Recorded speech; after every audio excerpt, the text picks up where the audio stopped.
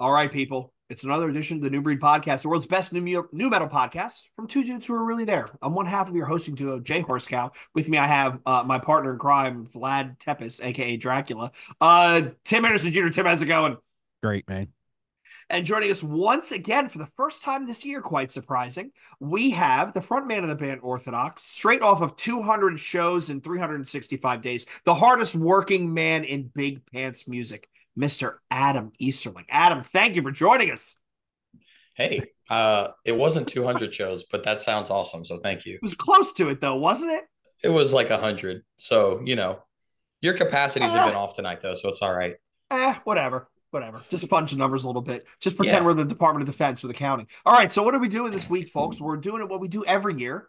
We're doing our light best of. So, what we did is we grabbed Adam, and in our chat group, we said, okay, everyone needs to pick out 3 albums, one album, one heavy adjacent album, and one not heavy album.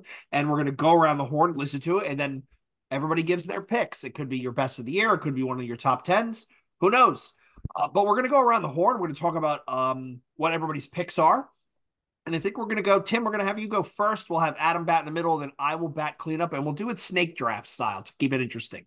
So, Tim, the first pick of yours that we are going to discuss is So I could just pick whatever one I want, pick right? whatever one you want. All right, let's just go because I'm very curious with this one, especially with Adam's opinion. I want to go with Gunship and Unicorn because I was actually waiting for a message in the chat like, "What the fuck are you having me listen to?" And I could tell by his smile that that's probably exactly what he was thinking. So, I but decided this year to save my opinions for the best content because I kind of thought about it and I was like, dude, if we'd have kept that Blood Incantation record on, I would have just destroyed Jay on It would that have been a much better episode. conversation. It would have been 25 minutes of me just cutting you off, being like, this is bullshit.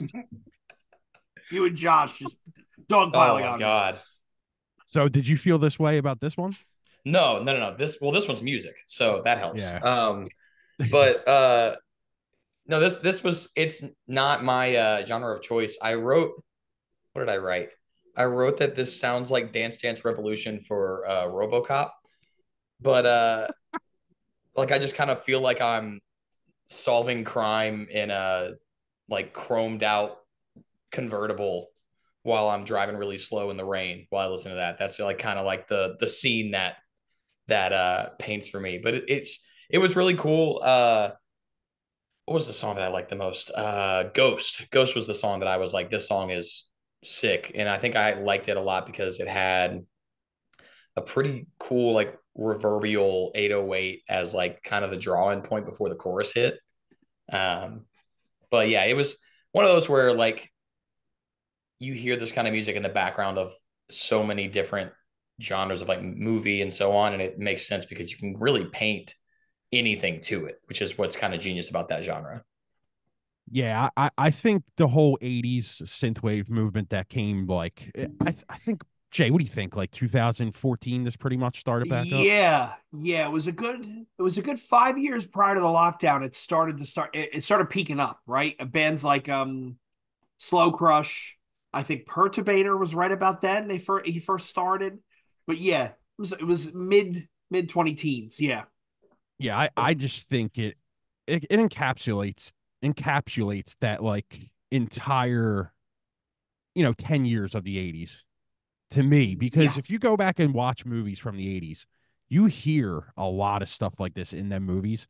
And as a kid, I was always interested in that stuff. But then, when you get to 18, you're like, fuck that, I'm listening to metal. But then as I get older, like I start listening to this stuff again, I'm like, dude, this stuff is so well done, man. Because a lot of people say, like, oh, anybody can push buttons. Nah, not really. It's a now pretty epic, like when I say epic, I don't mean it like, oh, that was epic. Like the music itself is very epic. Yeah. Like it's very big sounding. Yeah, climactic yeah, and like it's it follows a pretty basic structure of like catchy opening, drop it down and build it up. But I mean, yeah, it's like every single song on this record, I can just like picture the quick pan of a 90s movie zooming in, or not even night, like 80s Eddie Murphy in like Beverly Hills Cop, like zooming in on him right before he like runs down a sidewalk. Every single song is that. Like it's a It very, I would, even though I wasn't alive back then, very nostalgic sound.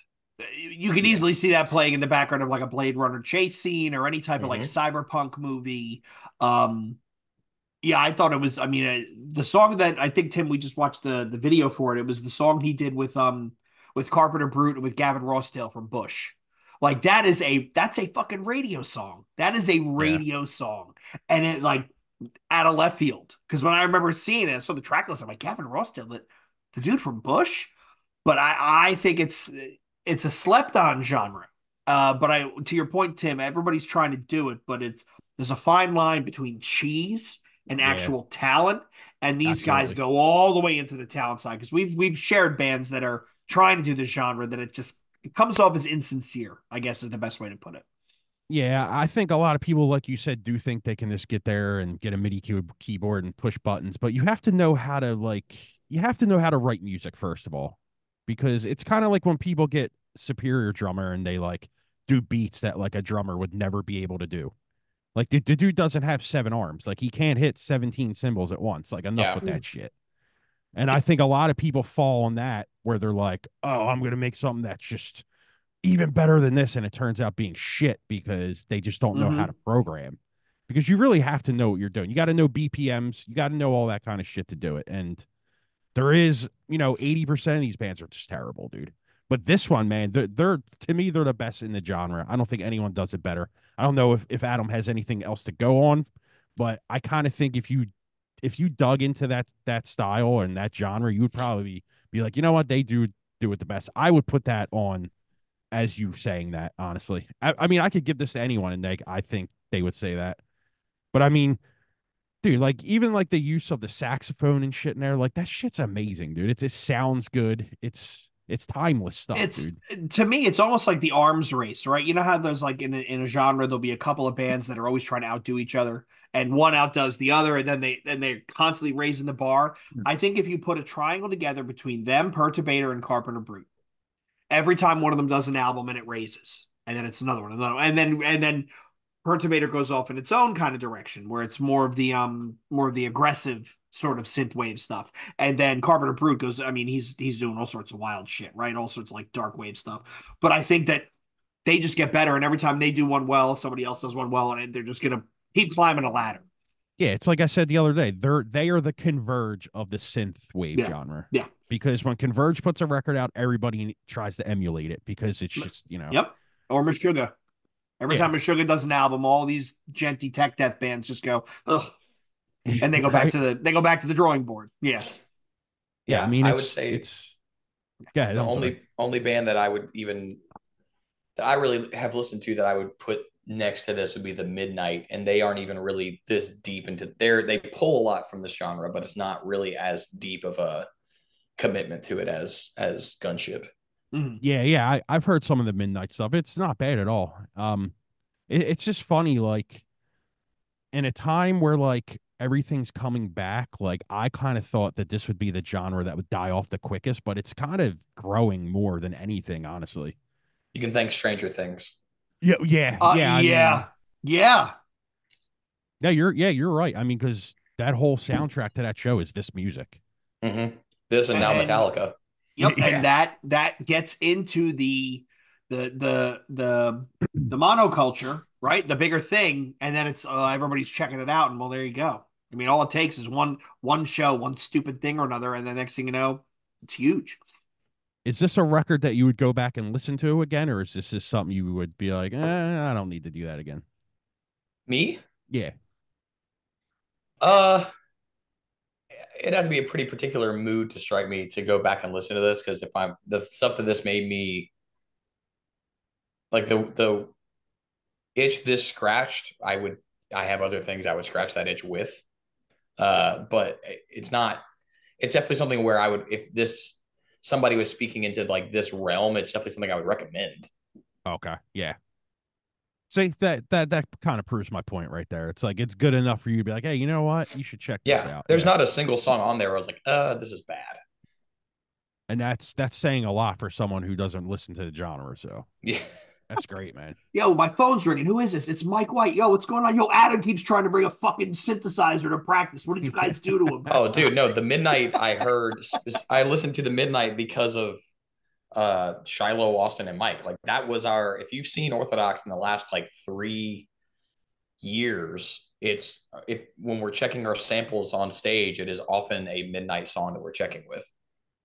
So Well, hey, next they tour, they here you would like go. this shit more than me. Yeah. Yeah, Awesome. this is gonna be the record that's on at 3 a.m. when you're trying to sleep and you're like, God damn it. That is Shiloh 100%. He would be turning this up as loud as he possibly could. So Jay, I already know Definitely. your opinion on it because I think it's in your top 10, correct? Yeah, yeah. Yeah, me as well. Yeah, this is But in I, my top I'll say five. it here because I think we're probably going to talk about when we do our full year end competition for this. We're gonna add a category in our year end show for late entrants, right? The stuff that came out too late that you didn't get enough spins to have it crack the top 10. The Health album Yeah, it's great. is unbelievable. And I would say fairly close to this.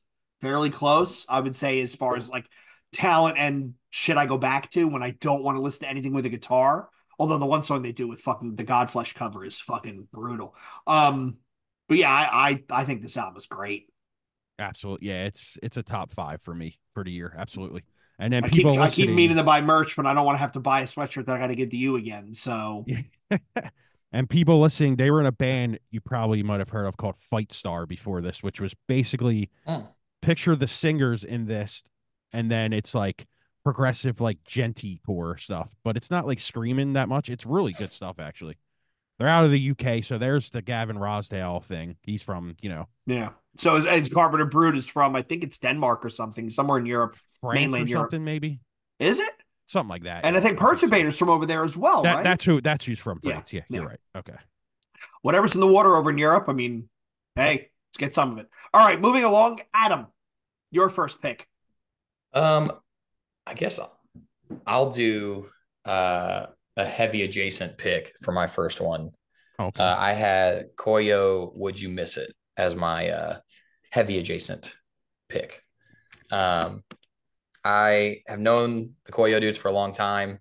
Uh, and it was kind of cool to see this band sort of pop up. To my understanding, it was kind of just like going to be like a fun side project type thing almost because everybody was involved in other bands at the time of its conception. But the it caught on because all the guys in it are incredibly talented and wrote Yeah. Yeah. super awesome songs.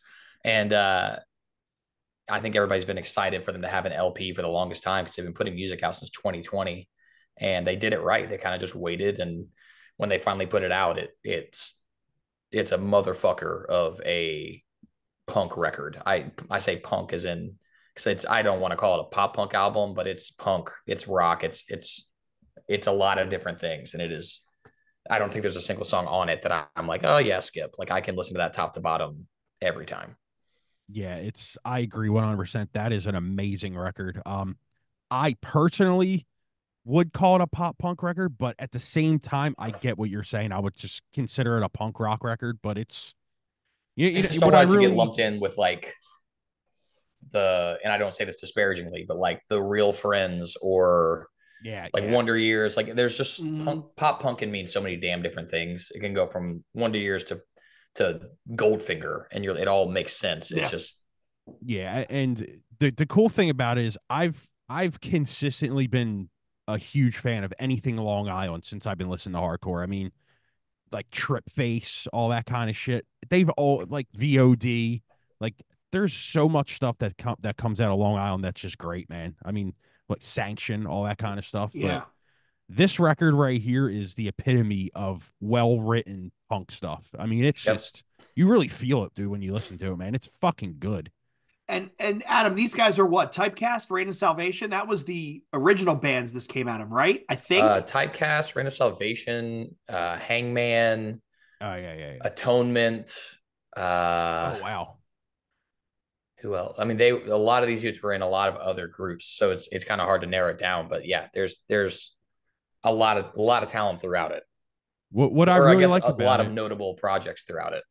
what I really like about it too is the vocalist is not your typical pop punk sounding vocalist. Like he adds an element to the band that I think is what I really like about it. Mhm. He was he the dude that was in Typecast? He was He the was the bassist bassist. in type, Yeah. Yeah, I yeah, in thought so. typecast. Okay. Yeah, it's just like he doesn't have that typical pop punk voice, so it's like Yeah, he's not it as nasal as some of the other yeah. guys. Yeah. Yeah. It adds to it when you listen to it. You're like, this is fucking good, man. And then of course I like the Daryl thing on there and Vinny from Movie Life. I like all that shit. So it's a great record, like you said, front to back. There's no skippable songs at all. Right. And so for me, it's one of those albums where I enjoy it. And it's what is this, 11 tracks or something? So it's fairly decently long for an album in this genre. But it's one of those things where I would look and go, oh, the album, oh, this is still Koyo. Well, this is still good. And it just I would zone in, zone out, zone in, zone out. Oh shit, is that over? I'll play that again because I don't think I caught the whole thing. Like again, 3 minute songs, keeps it moving, doesn't stay too long. It doesn't at no point do you go, okay. All right, what are we? Track 7? Oh my god, I got 4 to go. Yeah. No, I think it keeps moving. And that was the cool part. Yeah, punk, pop punk, whatever you want to call it. It's the music that if you're standing there scowling, you kind of look like a jackass because it's the Yeah. music that's you're meant to smile along and nod your head with it, right? Like Yeah. pogoing and push pitting is that's that's what you're going for with this. So I hit up Harold, the guitarist, or the bald guitarist, to put it more specifically, just to be like, hey, I'm talking about the record on this podcast. What's something notable from your experience, either writing it or making it, or something you just want to say about it? And he told me about how what people don't, a lot of people don't know is when they were playing on, I don't remember what tour they were on, but essentially Joey, the singer, jumped and landed on Harold's ankle and injured Harold's ankle so bad he had to have surgery. Ooh. And Jesus. so when they were going, I think it might have happened on the Knock Loose tour they were doing. But basically, Harold was stuck to a wheelchair for the entire process of them making this record. They had to the control room for the live stuff was up a bunch of flights of stairs. So they had to have multiple members help him up and down the stairs in the studio. He wrote Jesus. 4 of the songs from the wheelchair. And so that was a kind of a crazy anecdote about it was oh, you were literally I don't want to say you're handicapped, but I mean, you're kind of you were crippled for a little while. And Yeah. yeah, he told me about that and how apparently he cooked for everybody one night and he was the only one that got food poisoning from it and was having hallucinations. Oh my And god. so their guitarist, TJ, the other one, I guess he was screaming at TJ. He was like, TJ, shut the fuck up. Cause he thought TJ was in the other room, playing his guitar. Jesus. And TJ was like, dude, I'm trying to help you go to sleep. Chill. Jesus. What did he make? Are they straight edge dudes too? Some of them are. Oh, okay. Harold is, TJ is. I think I know Sal, the Sal drummer, is. Yeah. I don't know about Spanos or Joey, but yeah. Also, on the topic of Harold, actually, before I forget about this, Jay, I didn't think you were gonna like this record. So I What? told it just kind of was one of those things where I was like, he could like this, he could straight up not like this. So I told Harold, I was like, hey, if Jay doesn't like this, you should say this. So he sent me this. Hey, Jay, fuck you. Gee, thanks, And Adam. yeah, I was like, because I was like, I don't know if he'll like this or not, just because some of the everything you send is very far from this. So I was like, if he doesn't like, he was like, yo, if he doesn't like it, call me and I'll chat. And I was like, no, just pre-record something just in case. So if we call it, it's spot on. No, I do. That's fucking great. No, I enjoyed this when it first came out. It was one of the I forget what else came out that day, but I grabbed it and I was like, yo, this is good. Yeah, you can't listen to fucking Slam nonstop. Your brain will melt. You know what this record for me is? This is a summer record for me. Mhm. This is a record that Yes. you're driving, Windows down. blasting hell. Absolutely, man. Or Yeah. this is for me, full volume drinking by the pool by myself, right? Because the wife is either passed out or she doesn't want to be around. Like I'm having a good time, man. I'm sitting there firing back beers. I'm in the sun. Yeah. Pool's going, singing Yep. along, nodding. Yeah, yeah. Yeah, I also think if people listening to this like this record, you should definitely check out the Great American Typewriter out of Philly because that'll scratch your Yeah. itch too, man. Yep. Yep. Great stuff. But yeah, I was I it took me a while to listen to this too because so much stuff comes out. But when I did hear it, I was like, yeah, I that's also the summer flow right there. I feel like it's so rare for a record to come out that like so many records come out that like just because they know the right people or whatever, it floods everybody's algorithm. I feel like it's so rare to see one that nobody can even shit on.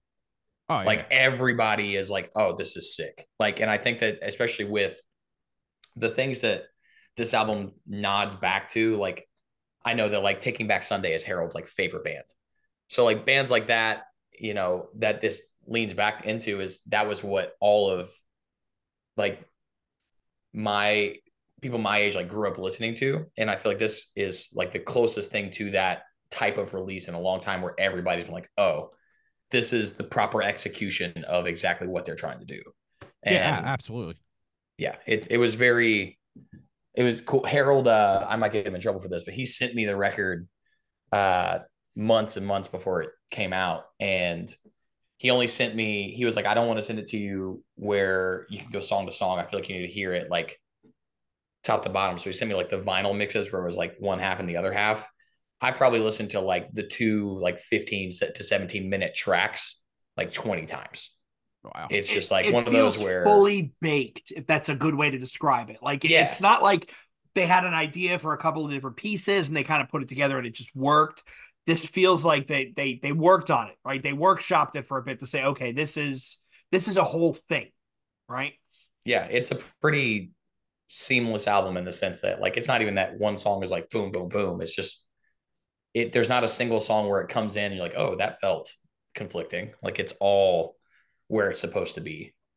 Yeah, the cool thing about the band and the record too is they can tour with a hardcore band. They could tour with Mm-hmm. another or like a pop punk band. They can tour with a rock. It doesn't really matter because these days kids like this kind of stuff whether you're into like look at me, I listen to fucking black metal half of the day and I listen to this. So it's like even people like me get into this stuff. So it's like it's huge for a band like that, especially when it's done this well because they could just go out and do whatever they want. Oh yeah. And they've got some pretty crazy plans for the coming year as well. So you'll likely be seeing a lot of them. You're right. They can play with just about anybody. They wouldn't Yeah. be out of place on a hardcore show, on a metal show. Yeah, they kind of just cross all those, tick all those boxes. Yeah, it's good, man. Yeah. Okay. Great pick, seriously. Yeah, that was a good pick. This is one of the years where all 9 of these albums, I'm like, yeah, I've gone back to each one of them multiple times. All right, so Cool. I've got two because we're doing snake drafts. The first one I'm going to start with is my heavy adjacent pick, which is Night Verses. Every Sound Has a Color in the Valley of Night, Part 1. And Tim hates this because there was no vocalist. I'm just going to say it right now. I'll go first. Yeah, I'll just start. I hate instrumental music. So this was tough for me to get through a few times, but here's what I'm going to tell you. The musicianship on this record is goddamn amazing. Them dudes write amazing stuff, dude. Yeah. Like Yeah. there is some serious fucking talent in this band. If it had vocals, dude, this would probably be a top one for me. It's that good, honestly. I'm not gonna sit here and beat around the Yeah, bush, they're dude. It's talented. fucking good. Um, the heavy parts are just like, whoa, like what the hell just happened? Like Yes. it's like the time signatures in this and the changes, they're like they're perfect because the way they do it, it's like you turn your head and you go, what the fuck was that, Mm-hmm. dude? Yeah. So like it was hard for me to get through, but the more times I went through it, I was like, this is so well done, dude.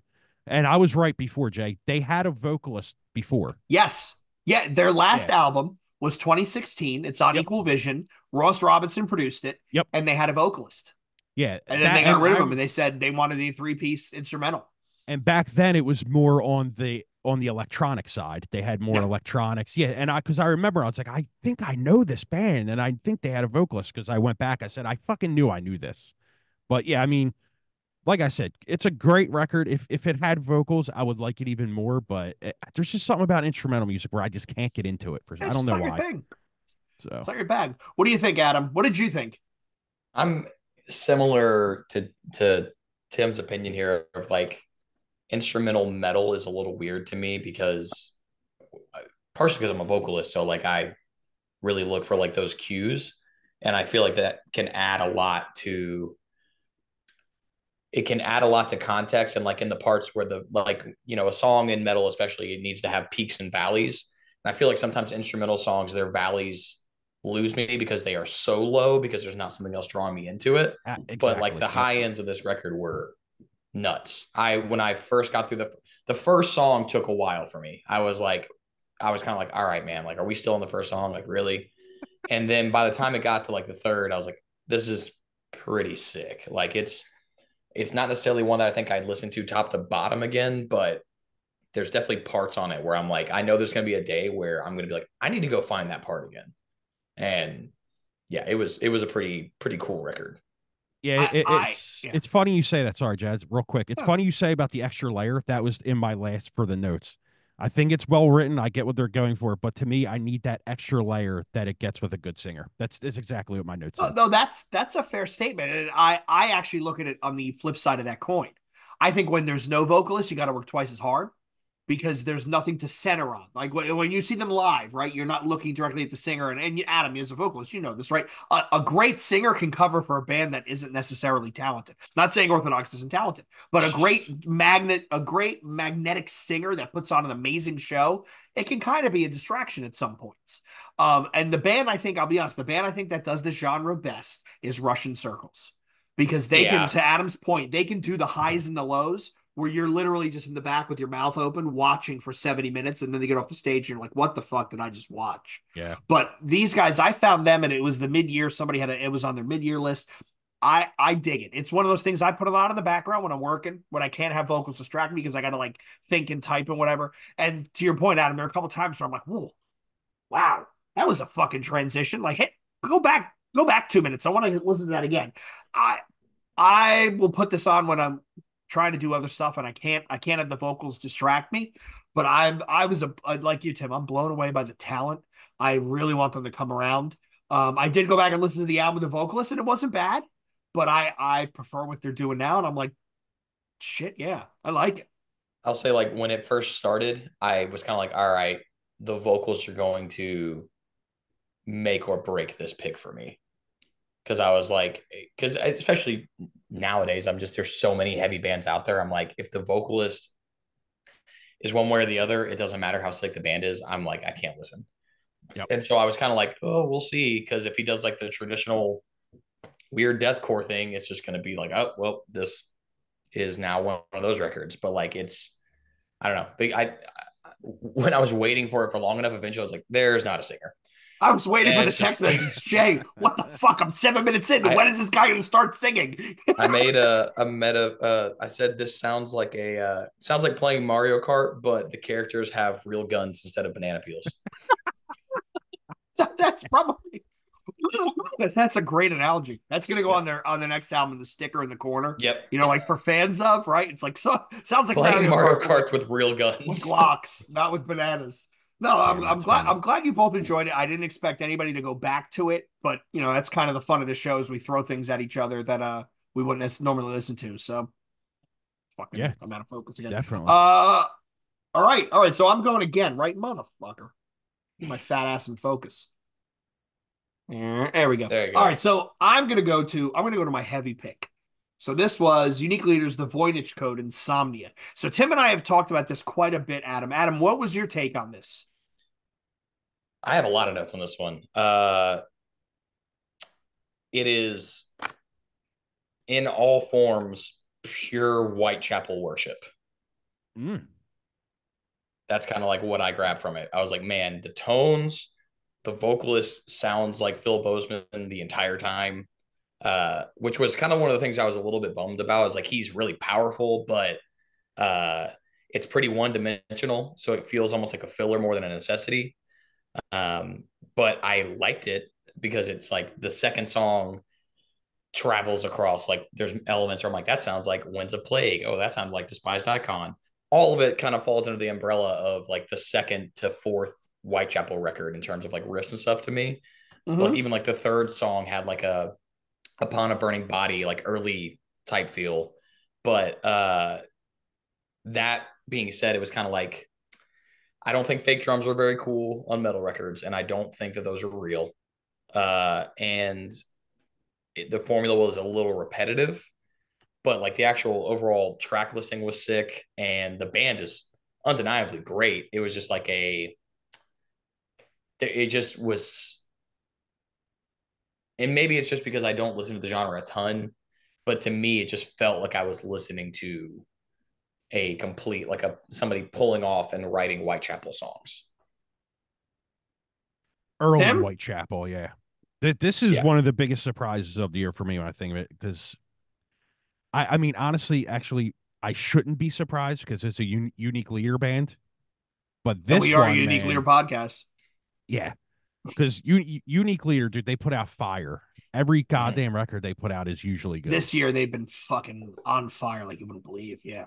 Yeah, I mean, I think last year my top 10, I had 3 bands from that label on my top 10. That's That's just sick. shows you right there. But like to me, this is one of the biggest surprises of the year because I'm with Adam where when I hear a lot of deathcore, I get super bored super fucking quick because it's the same shit over and over and over. And as soon as Lorna Shore got big, it just got even worse. Everybody's stealing that double bass breaks that are just so slow. You're like, ugh, like it's that skronky face stuff. Mm-hmm. But like this is another record right here. The musicianship is just great on this one, man. It's got them good blast beats, and then it goes into like the chug parts, and then it goes right back to it, and then it doesn't. To me, I hate bands that do the fretboard gymnastics where they got to cram 70,000 notes in one verse. They do that at parts, but then they don't, and the groove comes back in, and that's what I really like Yeah. about this record. The groove is there. I was the strong moments on the album are very strong. There's definitely Yeah, multiple points where I was like, damn, it felt like a cool blend of like the 2010s versus the modern. Cause like there was a lot of stuff that they did that I'm like, I haven't heard a band do that in a long time because I feel like deathcore and hardcore were so close for a minute, and now it feels like the popularity between Mm-hmm. the big hardcore and the big deathcore bands are further. Even though hardcore, I would say, is heavier than it's ever been, is nowhere near like what deathcore is now. So like, I don't know. It's cool to hear some of those like more throwback, like, oh, you're pulling from like the punk world that deathcore used to pull from, but uh, it was there was just a lot of moments where I couldn't separate one verse from the verse a couple songs ago if you were to tell me where to go with it. But yeah. I mean, it's fair. It's fair. I mean, I'll tell you what stood out to me is everybody knows I listen to a shit ton of deathcore, right? So you can pick out the stuff that kind of stands out, and you can tell when somebody's trying to be derivative. I was never into that whole era of what, like you said, Whitechapel upon a burning body. Like that was not my thing. Winds of Plague. It was just not my thing. This to me, when I first listened to it, all I could think of was this is if the Black Dahlia Murders tried to play more of a deathcore sound, threw in some slam parts, and was still trying to figure out where their sound is going to sit because there were a couple of points where they try some different things. And to me, that stood out because again, you can listen to fucking deathcore nonstop and it all starts to blur, right? Especially when they play hot potato vocalists and you have one guy sings to the same 6 bands and they just keep, musical chairing it. But yeah, this it stood out to me because it was, and like Tim, it was a big surprise. I came across the single, I came across the album, and I was really kind of surprised by it. Wait, did you just say that you don't like Whitechapel? I was not into that whole Whitechapel, Winds of Plague, that whole era. I mean, I was out of music. I stopped listening to stuff for a long time when I switched Okay. careers. I think it was like 2004 through like 2010 or something like that. I changed careers and I wasn't really into shit. So that whole thing missed me. The whole locking out thing missed me. Mental Outbreak, all those big bands, those big hardcore bands from that era. Righteous Jams, Have Heart.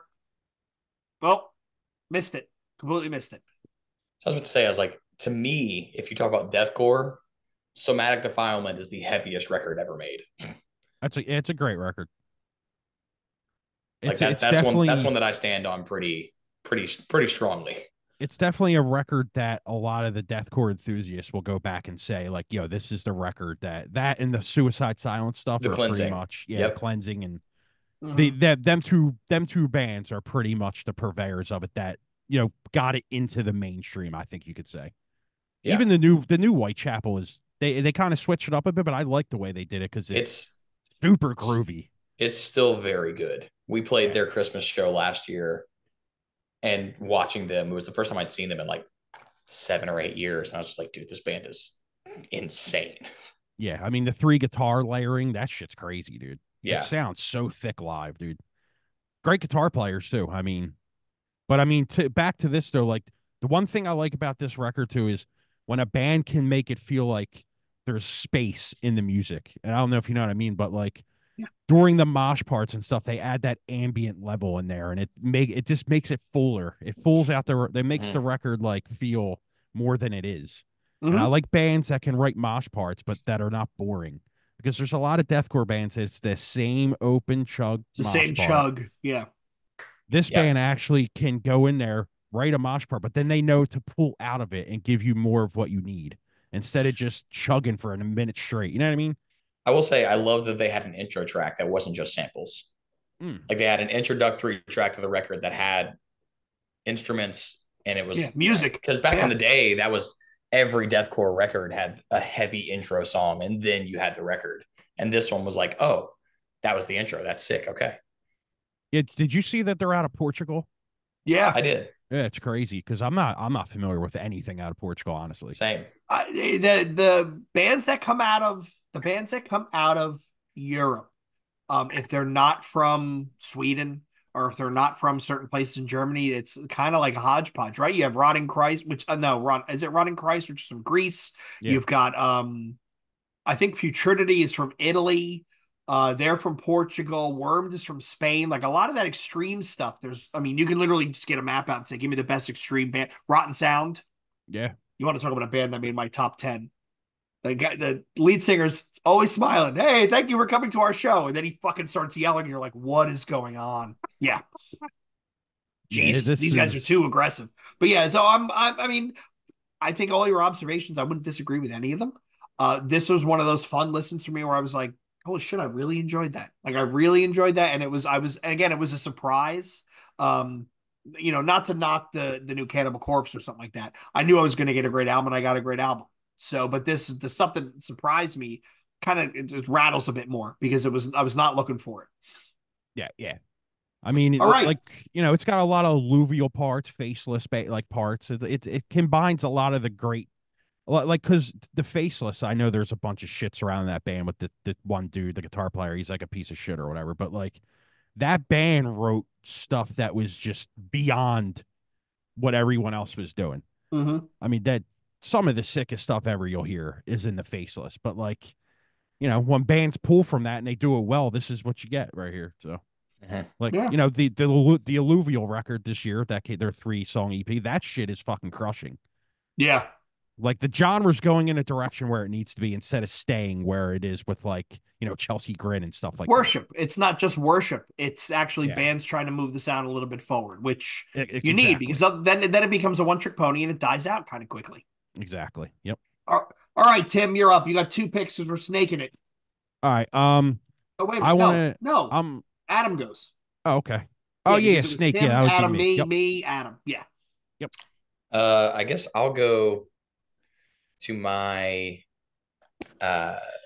non-heavy record.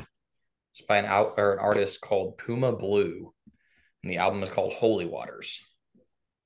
It's a very not a genre that I usually like. Not really. It was an album that even like the first time I heard it, I got like a few songs in. I was like, whatever. But then for some reason, I listened to it one night on a long drive in the back of the van, and I was like, okay, I get it, and just ran through it from there. And it's like this very odd lo-fi. So first question, type. Adam. Yeah, Yeah. what genre? How would you describe this as somebody who's listening, watching? Ominous lo-fi would probably be the best way to put it. Okay.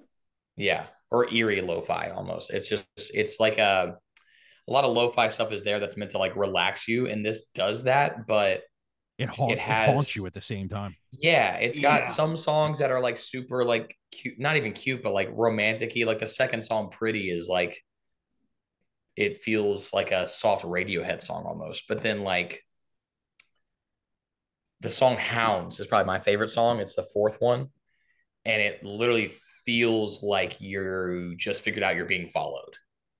Like it's like it just all of it just feels like there's something happening that you're aware of, but you don't know what it is. Like it's not creepy, but it's just got that one little notation in a different key or like this weird phrasing or just this there's just something to a lot of those songs that just feel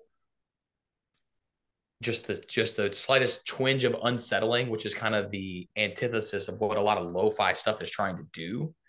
And it just, yeah, that to me made it super cool because it's not your basic like sit around and listen to this cool like R&B beat.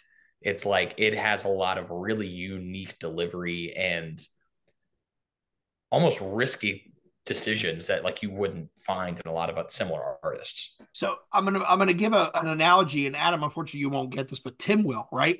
This album to me is, you ever had those parties where it's the end of the night, you drank enough, you're not hammered, but you feel really good, and you're just kind of sitting on the couch looking around, going, "This was a good time. I'm glad I got out of the house." Like there's no this is just for the lamest word I can think of is like you're kind of like blissed out. No, I Like, was gonna say this that was you're looking for the word jolly, Jay. You feel jolly. well, not jolly. Then you're like fucking Santa Claus, and I know I'm fat. Jesus, not that reference Uh, wasn't needed.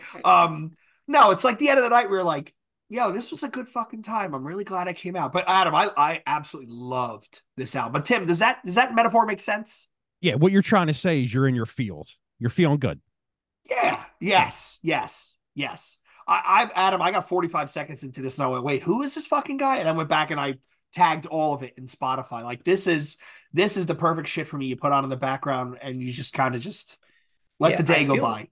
I feel like I remember the first time I turned it on, I was like doing something in my kitchen and I was struck by the album art.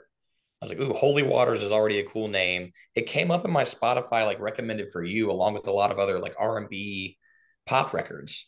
So I didn't know, I was like, that's like a lot of pop artists are doing the whole like weird dark thing, but it like looks very pop arty. This Mm-hmm. was like that is a dark looking cover. So you found this by And Spotify's algo? Is that who found this? Spotify's recommended artist came up, No and he's not shit. even like at the time, especially because the album hadn't debuted, and he's not necessarily spiked in popularity, but he's had a significant growth since it came out.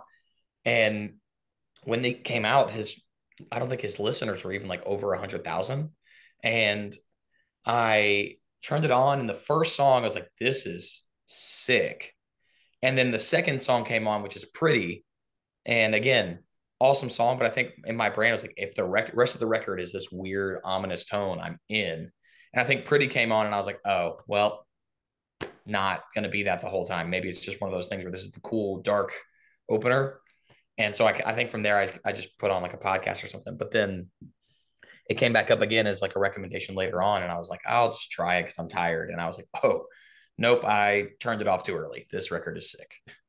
Yeah, my last line on my notes. My favorite track is Hounds because I love Yep. the ambience in it. I love how it progressively gets faster and heavier as the song goes. Like it just Mm-hmm. builds and builds until the end. It's got that weird saxophone in it too, that like it Yeah. doesn't really play anything. It's just, I would almost say if you liked this record, this is weird, but you should go listen to the score. I think it's the score. Not the soundtrack. Let me make sure I'm saying this right. You talking about the De Niro movie? No. Uh there's a movie that's got Edward Norton called Motherless Brooklyn, Yes. and the Oh, original Norton's in the motion. score as well. Oh Keep going, yeah, Adam. actually no, Keep going. sorry. I was Tim, you just made the referencing. guy fucking Yeah, reboot. don't listen to the soundtrack. Listen to the original motion picture score of the movie Motherless Brooklyn. Okay. It Great is movie. almost amazing movie. Was it But good? Really Because I good. have you love the seen book. I love the book, but I never saw the movie. Who the directed it? movie? I think Scorsese. Was it? I can look it Hold up while on. you Because guys it are was talking. definitely Yeah. Edward Norton, right? Yeah, and he's got Tourette's and he's a private eye, right? Isn't he trying to Yeah. track down the story behind something? Yeah. Oh no, Edward Norton directed it. Oh wow. Oh, okay. He Yeah. Oh, directed and yeah. I just starred in it. found that. Okay. Wow. Yeah, it was But great yeah, though, Jay. the actual score, the music for the movie itself is big room jazz, but it's like the scariest sounding jazz you've ever heard. Because it does the big like epic like hitting And on the marks, but like the actual like the horns and the strings in it are playing like minors and like even uh dissonant notes that like you wouldn't usually hear in that kind of interpretation. This feels like the R&B version of that score. That's like the and best way I compare it to. Like it's and crazy. you know what, another thing about this album, lo-fi is, I think, the best way to describe it, because I was stuck trying to figure out a genre. That's where I landed. His voice, I think if he wasn't trying to sing in falsetto, it wouldn't sound as good. I think his delivery for it is exactly what it needs to be. I don't Yes, think that you yes. can like he sings his voice to me sounds very like early D'Angelo era like 90s 2000s R&B, Yeah. but like and he does there's you listen there's harmonies and there's even little slight melody changes where he does throw his voice into different realms that don't sound just like the falsetto, but yeah, it's not even necessarily like a falsetto the whole time. It's just he's got a higher register for it. And he, yeah, I don't think that if he delivered it any other way, it would have landed the way that it does because it leaves so much room for everything else to speak for itself. I It's I almost like his singing is subtle. I looked this record up just to see what people were saying, and someone described it as voicemail ballads. And I'm like, well, I don't understand what that means at all. Voicemail?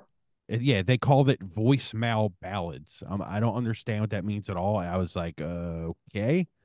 But to me, this is a newer version of Massive Attack, Portishead, but with a lo-fi register with it, like you guys are saying. Because every time I listen to this record, because I dug it, man. I thought I was gonna hate it at first. That first track, I was like, ugh. Then when I got to Pretty, I was like, dude, I've heard this before. And that's when I started thinking, I'm like, this sounds like fucking Portishead. Yeah, I could. Yeah, yeah. It It definitely sounds like Massive Attack. Yeah. Max and Quay, right? That is Massive Attack. It's that same. Well, and if you think about those stuff, right? That was the OG lo-fi, R&B, kind of Trip fuzzed hop. out, Yeah. blissed out. Yeah, trip hop. Yeah, Yeah. Yeah, this is definitely music you put on to unwind. It's music you put on late at night to drive, so you're not, getting screamed at midnight. You know what I mean? It's Oh I, yeah. I yeah. really I really enjoyed this, man. I was very hesitant at first because I'm like you said, that first track, I was like, ugh. But as I got through it, I Yeah. was like, dude, this is a damn good record. I, It's cool because like it's it's it's got climaxes without ever really like hitting the ceiling. And it ends. I feel like so many records like this try to do like a real big. So many artists, just in particular, think, oh, the last song has to be this crazy big song. Like we're art, like Orthodox is guilty of it too. It's like, oh, if we're gonna have this as one piece, the last song has to be this huge, like crescendo, like it has to be insane. This album like feels like it deliberately just falls. Like the last song, I forget what it's called. Let me look it up real quick. The last song, "Light Is Gone," is this one of the softer songs on the record, but it's like very almost droll and like harrowing. It's just very again just unsettling, but not in like a scary way. Just like a something isn't sitting where it's supposed to, and I- it never does like a big moment. It just eventually just stops, and that's that a to me is great such call a out, Adam. That's a yeah great call out, because a lot of bands want to end on the big note. There's something to be said about the Irish goodbye. Just yeah kind of just sneaking out the back door, because that, honestly, that was one of the things that stood out to me with the album. It was done, and I went, oh shit, that was done. Like I just went right, because it ended like that. I went right back into it. Yeah, I didn't look up this guy's name. I didn't look up anything. I did no pre-research when you sent the name over. I just typed the album in Spotify and hit play, and I got a good 45 seconds in, and I was like, yo, and then I started laughing. I'm like, this was not what I expected. And at yeah one point, I'm sitting here and I have my speaker on the floor, and I'm sitting here and I'm just looking at the speaker and I'm listening. I was like 20 minutes late to a fucking meeting with my boss That's because funny. I wasn't even paying attention. I was literally just looking at the speaker and listening, and I was like, holy shit, like Hey, this is qu- not what I was expecting. I'm really digging this. And I'm like, oh shit, my computer starts ringing. It's a disaster. so this was the record that I was like, you guys pick between, because I was torn. I knew I was going to do Koyo. I knew I was going to do my heavy one, which I won't reveal till later, whatever. But uh, I was saying between this record and what was probably my most listened to record of the year, which is Little Songs by Coulter Wall, which is a straight up Western waltz Saskatchewan cowboy country record. And did either of you listen to the No, but Coulter Wall record? I didn't listen to it because I forgot what your other pick was, but now I'm adding it into Spotify. I'll listen to it tomorrow. I checked it out the day after the show because you showed it to me, and I was like, "Oh, can't do this." I'm just not into that kind of stuff. So When you were like, I can't listen to the country stuff, I was like, damn, that would have been fun. Brianna But loves the country stuff, so she'll check yeah, it out. I feel like now that especially with the conversation we've had about the Puma Blue record, I'm glad that we went with that one because it makes the most sense for this. But I was just curious if y'all listened to the Coulter record or not. No, but I will check it out and report back. I mean, I'll try just about anything. I mean, Cool. but this is, I'm assuming, Adam, this is like country. This isn't like This dude is rocked up literally pop country. This is some dude who like No. literally rides it hard, puts it away wet, sleeping on a saddlebag in the middle of the like plains. quite literally he is a actual like ranch hand in Saskatchewan. Like that's what its It's songs are fucking about. cold up there. Oh yeah. Like that's what his other job is he works the real deal farm shit on out in Canada. I always think of the conversation we had with Cole from Trench, where he was telling stories. It's like, yo, you guys, where you guys are, that is a different type of fucking winter. Like us Americans can't even conceptualize when you say Oh, winter or what we say winter. oh He's dude, like, yeah, it's dude, we drive like 2 days to go from one city to another. Just like dude, it's Jesus. it. We had tornadoes here the other day, and it's currently 53 degrees. So I can't imagine.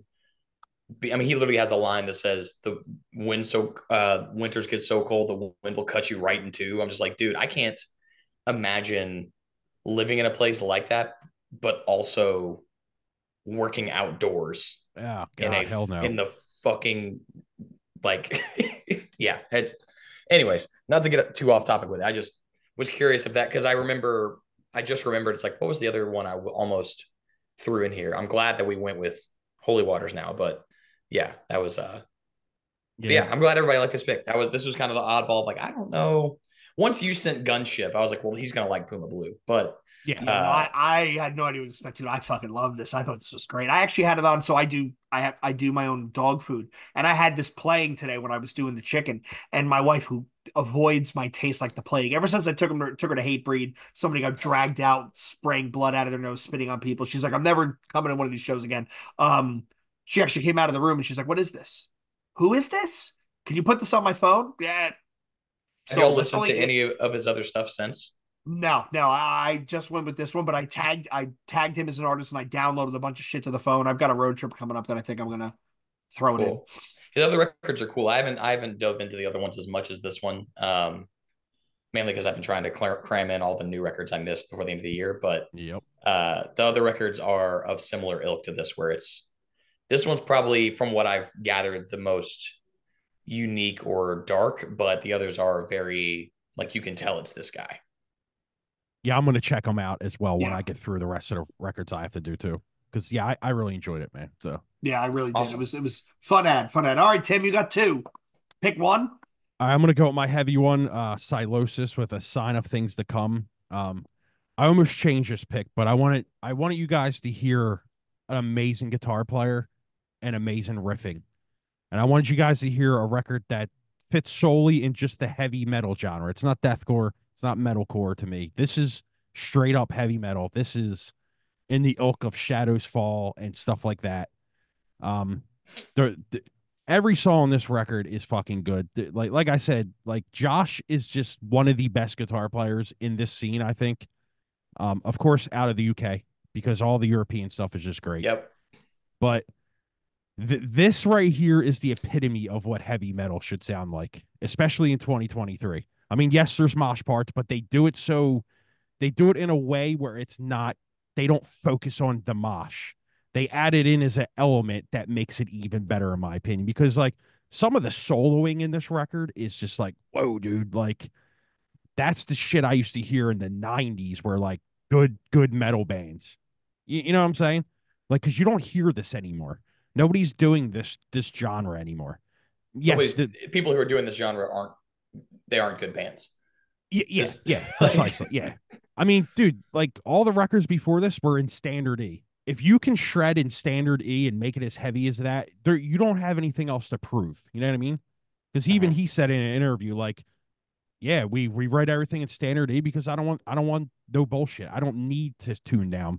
But we decided on this record to go to C sharp, and it worked out for the better. But like, dude, if you go back and listen to the record before this and this one, like the progression, man, it's just like I kind of think this record right here is it's at the top of the mountain where like, hey, you gotta put a better record out than this in this genre. And I don't think it's happening for a long time.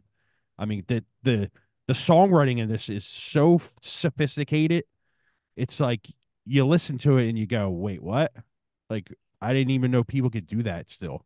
Because everyone's so fixated on just make it as heavy as possible, make it as down tuned as possible. But this guy just goes, fuck it, I'm just doing what I like.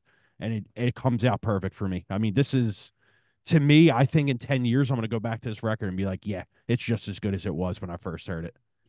Because I just think it's that good. There's, I really don't even know what else to say about it because it No, just it blew was me away. this is Wait, a before you quintessential. say that, though, Jay, I read this thing. There's somebody reviewed it and said this is the album to unite the thrash metal cargo shorts with the metalcore ear stretcher, and I think that's perfect. Yeah, 100%, 100%. So this is straight up death metal. And when I say no frills, people are going to take that as an insult. But this is no frills death metal, right down the middle. No flashy wankery, no chugs for the sake of chugs, no drop tune mosh parts. This is a well constructed, easy listen, heavy metal record. I did not even know who these guys were when Tim sent it over. I never listened to any of their stuff. I put it on and it was one of those. Oh, find myself doing this, Yeah, going along, and then I'm like, oh, okay, keep going, keep going. Oh, rewind that. That was a good part. Yeah, it's like you said. I mean, no frills, but not in an insulting way. Like this is a solid, well put together, well performed, fucking metal record. yeah, absolutely. So does that mean there's going to be a scene of kids with stretched ears and cargos, and then a scene of kids without stretched ears and cargos? And what the fuck is that scene going to sound like? Maybe. You never Arsonists get know. all the girls. I wrestled a bear once. Is that coming back? I Hopefully wrestled a not. bear once in the Hopefully spirit not. world, so Oh yeah, yeah. Dr. Acula, I'm sorry. You not spirit know, world. Sorry, spirit box. break out your Yeah, white belt and spirit your box. swoop haircut. Adam starts wearing his sister's jeans. It's all over. It's all over. Hey, What we did you toured think, Dr. Adam? Acula last year. I know, I know. What did uh, you think? so what's funny is one of the last days we were out on this last tour we just did, I was talking to Mike, um, and I was like, okay, I was like, hey, I was like, I've got to listen to these records. I was like, have you listened to Silosis? He goes, Silosis. Yeah, I was like, yeah. And I go, Tim wants me to listen to his new record. And Mike goes, oh, I couldn't get through it. And when Mike said he didn't like it, I was like, oh shit. It's like if Mike doesn't like it, it's got to be fucking terrible. Wow. And then I listened to it, and within the first 30 seconds, I was like, okay, Mike must have been thinking of somebody else because this is so hard. Yeah. Dude, And like it's so the fucking first heavy. the first solo made me think of Jim Root and Mick Thompson from Slipknot in the Volume 3 era. Like when that first solo hit, I was like, this literally feels like I'm listening to Opium of the People and like 3-0 and like those crazy shred songs from like those earlier Slipknot records. But the one thing where I'm like, I can understand why somebody wouldn't like this is because it kind of sounds like Five Finger Death Punch in a way. Like Wow. that's where Yeah. like that's why I'm like the reason this record's so astounding is because the other bands that play this genre are miserable. Like that, at least the ones that like get the most notoriety are just not very good anymore. And like one of the other ones that came to mind was Soil Work was another one where I was like, this kind of reminds me like in elements of that, but again, done. I don't know. The cool thing about this band to me is like I didn't doubt a moment of it. Like every time that something hit, I was like, if I don't like this right now, I get there's probably a reason it's happening, and I bet I'll understand it in a second. Like there Yeah. wasn't a moment that it started where I was like, oh, nah. Like even from like the first hits, because the name Silosis, I was like, this is gonna be some Veil of Maya, Born of Osiris, tech deathy, like, Hell no. Hate that but shit. no, like, and especially when I saw like the the cover and like the song titles, I was like, well, let's start Yep. it. And then it started with like the big ring out shit, and I was like, this sounds like Hatebreed. Like this is heavy, like hard.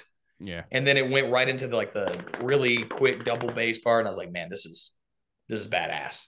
I think Before that's we the hop best way to back, describe this is just badass. yes. Before we hop back to Tim, Adam, did you listen? I think it was Ryan Rainbow from the Meet Meet podcast. He interviewed Dave Fortman, who was the producer behind All Hope Is Gone for Mm-hmm. Slipknot.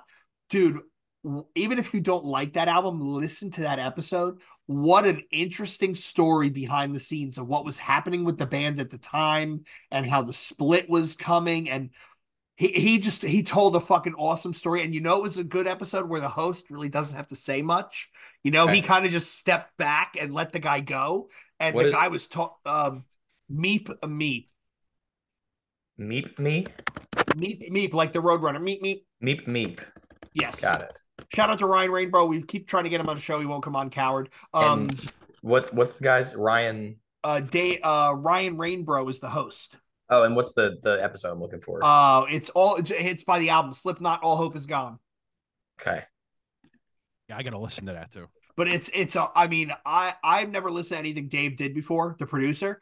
But the interview was so good. I actually went through and started checking out the other shit he's done because he told the whole story of, one half of the band is over here doing one thing, and the other half of the band is literally just Joey and Paul over here. And Joey is hammering through writing all this music. And I really gained an appreciation for, who I gained an appreciation for after that episode? Mick Thompson, because Dave kept going back to this guy's down picking is fucking amazing. He does everything on the downstroke, and his hand is so reliable. And I went back and I listened, and I'm like, yeah, dude, he ain't lying.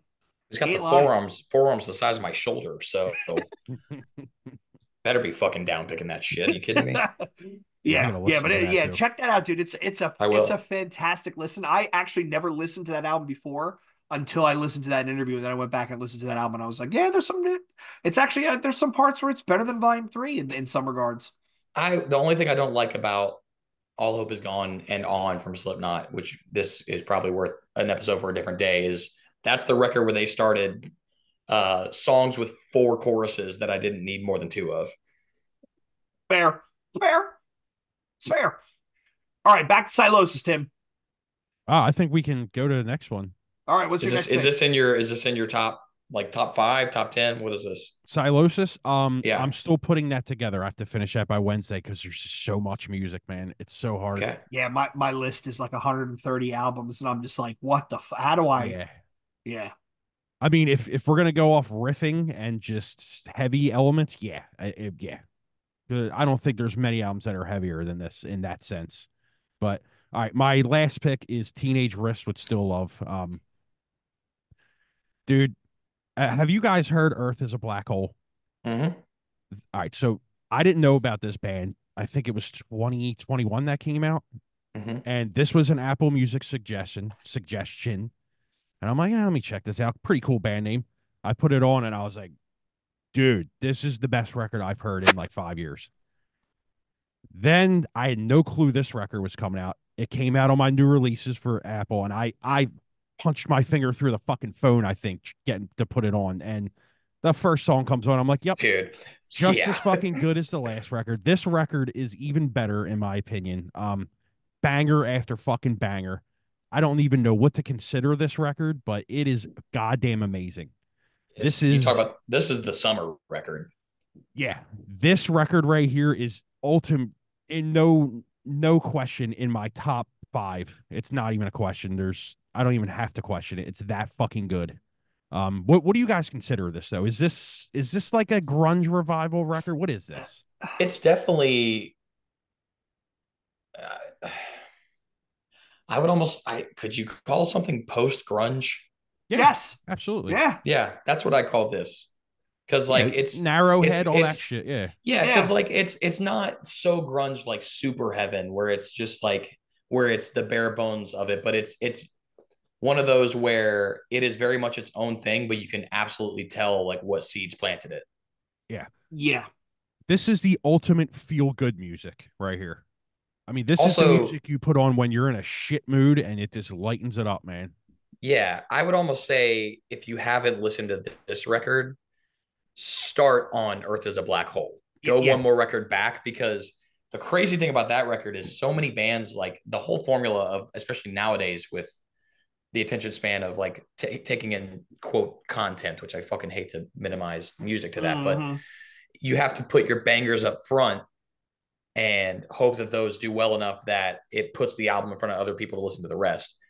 Earth is a Black Hole, the choruses get catchier and catchier and catchier as the Uh-huh. album goes on. It's not all the meat up front. Like it is, first song's good, second song's great, third Yeah. song's better. Like it just keeps getting better. And that's the first record they did with that singer too. Oh, is it? The Oh, red okay. the record before it was a big deal amongst my circle. I didn't personally care for it. This one came out and I was like, oh, this is amazing. And then Still Love came out while we were on tour. And I remember we put it on, and the first song, Sunshine, feels like what's the best way to put this? It feels like if Third Eye Blind came out in like an era where heavy music was popular. Like it's That's genuine. not the worst description. And That's also like not. the snare on that song sounds like a sanctioned snare. It's crazy.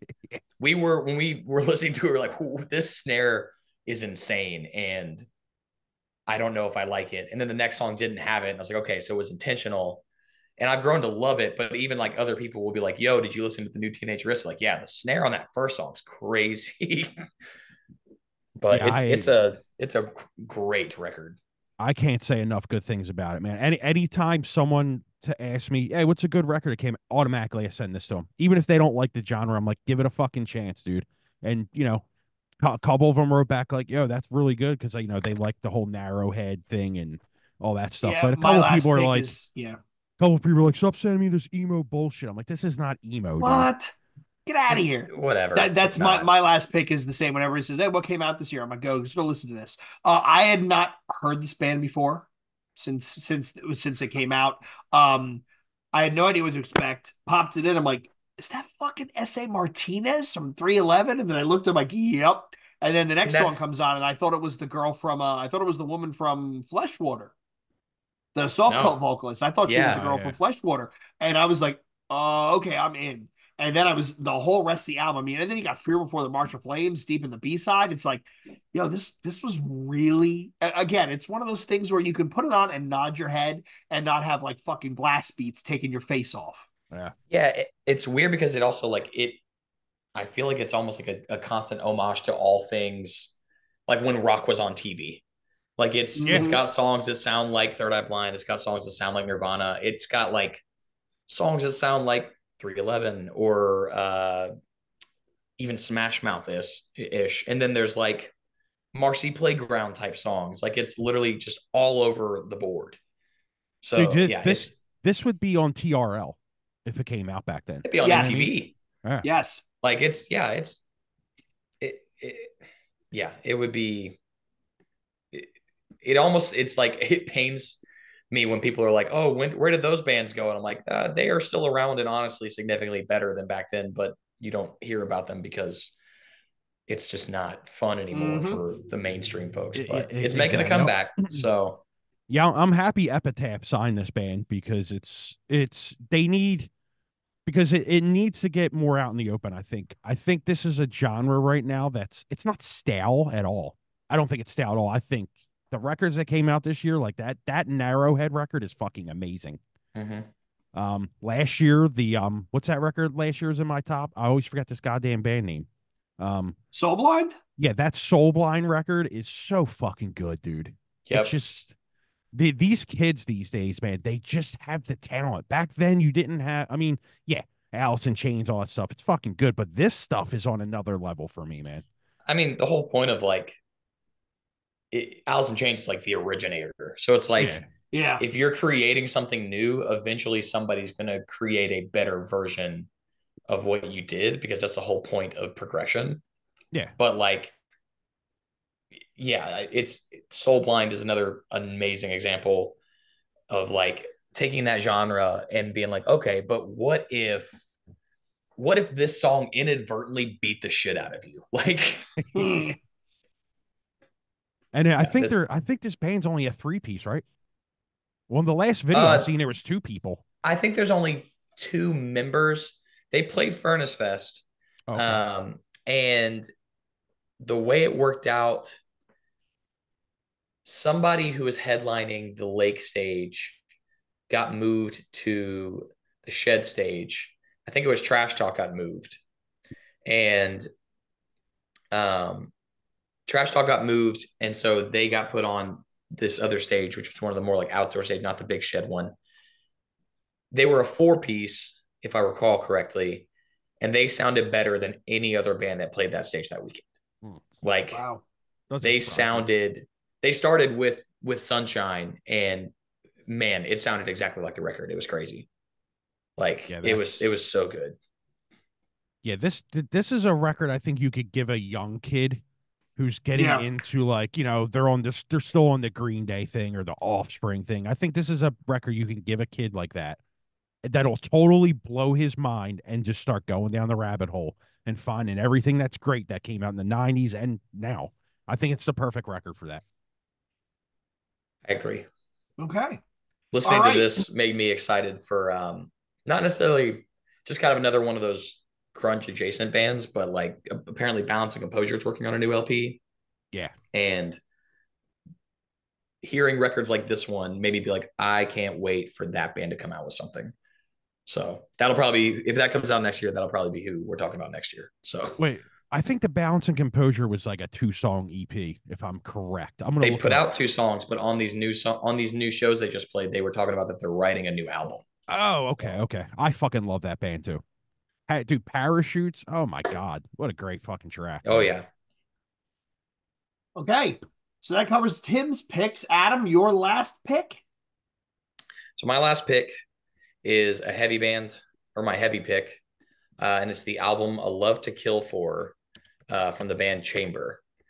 And I picked this for a few reasons. I mean, those are some of my best friends. A couple of them were my roommates. A couple of them have played in Orthodox. They just did our headliner in the summer. They were the direct support for that, and which was amazing because it was like, oh, we get to see Chamber every day, and then it was really hard because it was like, oh, we have to play after Chamber every day.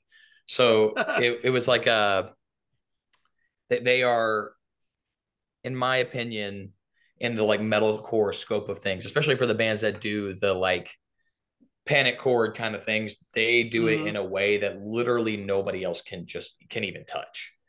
And songwriting on this is unbelievable. They did the record with my boy Randy, and I mean they have songs that are. They have two songs. It's called "We Followed You to the Bitter End," "Our Beauty Decayed," "Nothing Was Left," and it's 37 seconds total between the two songs. And like people just don't do shit like that anymore. Yep. And Yep. it's a 14, I think, yeah, 14 track album, but it's under 30 minutes. Like, yeah, it's 28 minutes. Yeah, which is kind of Like, wild. Most of these songs are like 2 minutes and change. yeah, but they get so much out of them. Not only is, I mean, Gabe and Henry and Chris are just phenomenal strings players. Tay, their drummer, I remember they sent this to me and I listened to it. And the first time I got through it, I just texted Tay and was like, hey, just listen to the new record. All I have to say is how fucking dare you. That shit is unreal. There are parts they write. Some of the parts are written almost like how grindcore bands used to write drum fills and then they fill in the gap with a guitar part around that drum fill. That's not necessarily how they wrote these things, but like that's how it feels in some of these songs where it's just like you're like, where's the one? It's just there's not a count. It's just they're playing instruments and it happens to be synced up. Like this, they're unreal musicians. And they're also some of my favorite people. Let me pull up. I hit up Jacob Lilly, their singer, and was like, hey, kind of like what I did with Harold. I was like, tell me something about the record for this podcast I'm doing. And he said, what do you mean, motherfucker? Make your own quote. And I said, he said, you're asking the wrong fool. I said, no, I'm asking the perfect one. I said, just tell me something about the record. And he said, album is badass and fucked up. We're smoking that Zaza. So like, they're just the goofiest people who write the craziest shit. And like I already said, I love this album when it came out. There was so much going on at the time. I listened to it. I remember this is really fucking good. And then I put it away. And then I saw them opening on the Diaz Vetus tour. And I got it out and I'm like, holy shit, this is really fucking good. I forgot how good it was. And then I put it away. And then you sent it over and I listened to it again for like the however many time. And I went, I keep forgetting how good this album is. I finally got to remember that they're like, you know who they're like to me? Zayo. Zayo is one of those bands I love. I think they make fucking amazing albums, but I forget how much I like them until I listen to them. And then I stop what I'm doing and I listen to everything they've ever done. And I go, holy shit, this band has a oeuvre, right? And these guys, I mean, this album is fucking monster. I forgot how heavy it was. I forgot how quick it moves. You got features by Matt from Boundaries. You got features by Matt from two Matts, Matt from Kubla Khan. I fucking loved it. It was one of those like, put that on again, put that again. Like I think it was like 30 minutes total or something. 28 minutes. Yeah. 29 minutes. It goes so fast in a way where like, if you're not paying attention to whatever you're listening to it on, you don't know that the song just changed. Like you literally, you will have no idea. Yeah, you could think it's goes, one boom, big boom, 7-minute boom. Song where it's just, exactly. Yeah. The only one that's different is the end of. It's almost this one. Also, one thing I love about the record is they end the song with the title track "I Love to Kill For." It ends. It's the only song it's like almost 4 minutes long, and it's really melodic and emotional, and it ends, and then it has a sample, and then they start that song "Hopeless Portrait," and that's almost like a bonus track because it's the one song that's not really in a sequence where it like falls in like boom, boom, boom, boom, seamless. It's like this song ends. Okay, that was "A Love to Kill For."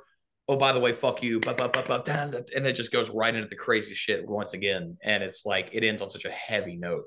It's such a cool nod almost. It's just they are.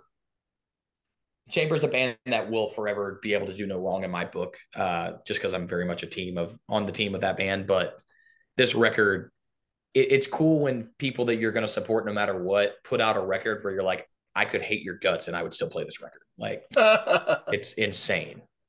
Yeah. I was not prepared for what this record was. I'm very familiar with the band. I remember the first demo EP they put out and I was blown away at that. When I got to this record, dude, I was like, this is the end. This is the fucking end right here. To me, this is the band that you have to beat out. And I'll tell you why. It's the craziest, most proficiently done. It fucking beats the shit out of you in a way that you were not expecting. Like some of these tracks on here, I listen to it and I go, just fucking how? Like I'm quitting music. I'm quitting playing guitar because the musicianship on this is so fucking good. I'm embarrassed to even say I play guitar because I wish I had a eighth of the fucking talent that these dudes have. It is so fucking well done. Like I just listen to it and go, what the fuck just happened? Yeah, I mean, this is the Dillinger Escape Plan of 2023. Yeah, I don't care what anyone says. They are lumped into such a like the genre that they play. You know exactly where you're putting them. They are in metalcore bands. There are so many bands you can compare them to, but at the exact same time, they have a product that no one and a sound that no one else touches. Yeah, I was just gonna And say it's that been that nobody's way touching this. since that first demo, the Was it ripping hatred hatred spoken softly softly, right? spoken. Yeah. And I mean, I remember Gabe lived with me, their guitarist lived with me at the time. And he's got this weird talent where he can like beatbox, but he doesn't do it for like beatboxing riffs. He like hums a riff and then plays metal drums with his mouth at the same time. And he was like doing that with these song ideas to me. And I'm like, yeah, man, that sounds like it's going to be really cool. And then she showed me the songs. And I was like, he had like a voice memo of a practice with him. And I was like, as a fellow Nashville band, I was like, fuck. like, I, well, I'm just great. wondering. I'm just wondering how you sit there and write something this technical and then be able to produce it on stage. Because I've seen this band a few times and they are so disgustingly good live. It's like, Yeah. how old are these dudes, Adam? My age, they're all 25 to 30. And Um, this is what I've been saying for a long time. The talent in the age group from like 22 to like 28 is it's unmatched right now.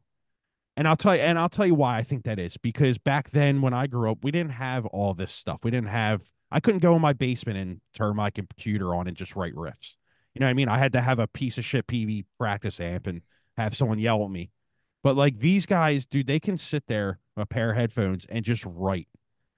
And I, I think that's a huge like addition to how music gets done these days because it's so easy to just get tones and it's so easy to just write, drums on your computer. And I'm not saying that that's what they're doing, but to me, it's so well done. It's just like, where's the studio magic? Where's the trick it coming in? well, yeah, I think a huge part of that is that they're writing it on a computer to where they can. We wrote those songs, like we all wrote stuff in like the garages and shit, and we're like, oh, that's really cool. But they can physically see what they're doing Yeah. and physically put things on a grid and program things. The crazy thing is Gabe is able to program drums in the way that he does. And then he just happens to have a drummer who's like, oh, the computer did that. What if I did it cooler and Yeah. does the Yeah. exact same thing but adds a flair? Like, Yeah. You know the one I, thing I love about this band too? hmm, And I don't know what people call them these days, but you know the disembodied riff that everybody does now? The chords, them yeah, alarm clock chords that people yeah, call them and all that shit. panic The chords, panic chords. dissonant Yeah, yeah, yeah. chords. Yeah. They do the chords a lot, but they know how to include them into the song. When there's other bands that just do it for the sake of doing it. These dudes do it in a way where it yeah. makes it fucking scarier. This is like scary music, dude. The, Yeah. yeah. To your point, right? So when you think about the younger guys these days, they listen to stuff where could have been studio trickery, but they don't know. They just think that, oh, that's how I have to play. And they develop the skill. We talk about this all the time where when Cannibal Corpse went in the studio, right, to do Eaten Back to Life, Paul Mazurkowitz couldn't play the double kick like it sounded. They actually they spliced those kicks in. And then you have guys like Adam Jarvis or John Longstreth who hear that and they just think, oh, well, that's how fast I have, or the fucking lunatic Anthony, what's his name, from Beneath the Massacre, where Oh they my just god, hear yeah. that and they go, oh, I guess that's just how fast I have to play. You're like, what the fuck? Like, that's why the younger, every generation, they get more and more skilled because the bar keeps going up. And if you hear something and you don't realize that, like the Rings of Saturn showed, it was all studio trickery, right? Where he played it and then sped it up to like 3 times normal speed. If you didn't know that, Adam, the guitarist, would hear that and go, shit. Well, that's the bar. I gotta practice because I gotta beat that. And then next thing you know, Adam comes out and it's like, yo, Tosin 2.0, where did you come from? So I think there is the younger bands pick up on what we're doing now and they just okay, they see it as well, that's the floor. Where we can look back far enough to be like, my God, to think we used to think like Rain and Blood was the heaviest thing in the fucking world. Yeah, Now Full of Hell puts out an EP, which makes Rain and Blood sound like fucking Jewel. Yeah. the thing with this band though is this isn't just your modern guitar player. These are fucking technicians, dude. This is Yeah. this is people who go in and like who produced this record. Randy LeBeau. And I know Randy's a good musician, but like he has to sit there and be like, dude, like what the fuck? Like how are you Oh, this yeah. good? How are you this talented? Well, I don't I know on the first LP he did with them, their drummer did not play to a click. Wow. On this one, I think he finished all the drums in a day or two. I don't think he played to a click on all of it either, but I know that him mapping these songs with the band put him in a bad mood a couple times because they are just so all the fuck over the board. Yeah, it's Um, over the top in the best way. yeah, yeah, exactly. They are one of the only bands that I can listen to that is so over the top and still like enjoy it. And I think it has a lot to do with the fact that like so many bands do the whole over the top thing and then the payoff is still over the top. Chamber is like, we're going to go full on turbo the whole time. And then when it's time to go hard, we're going to just be the dumbest, most simple, in your face breakdown shit you've ever heard, where it's like, this is unfathomably heavy because you've just been speeding and now you're slamming the brakes. Yeah, yeah. I mean, I walked into Underground Arts one night just on a whim, and they were the next band that played. And I knew about the band, but I never seen them live. And when they played, I fucking because I was by myself, and I was just like, "What the fuck just What show happened?" was that, Tim? It was after the Limp Bizkit show that got Oh, canceled. so it was Oh, it's Departed, Kubicon. Chamber, Kubla Khan. Kubla Yeah, Khan, yeah. And I I am. was Yeah, I am, yeah. just blown away because not only are they playing that proficient live, they're fucking jumping around and moving. That's Yeah, and hard shit to do, dude. on that tour, they were a 4-piece too. Oh, okay. Oh yeah, they were. Yeah, that's right. Yeah. Like that yeah, shit is crazy. Like I, I don't yeah. usually cherry pick bands from people I know like, hey, get them on, but you need to get one of them dudes on because the way that this was written, I need to know about that. Like I need to I'll, know. yeah. I Yeah, had I'll, someone I'll from invite. Chamber. you sent this to me back in the Ill Street days. You're like, yo, you sent me Hatred Softly Spoken. You're like, yo, check this out. Yeah, And I was like, I Tim, had what the the fuck old was this? I had the old is there a new singer in the band? Jacob, so their first tour was with Orthodox in 2018. Okay.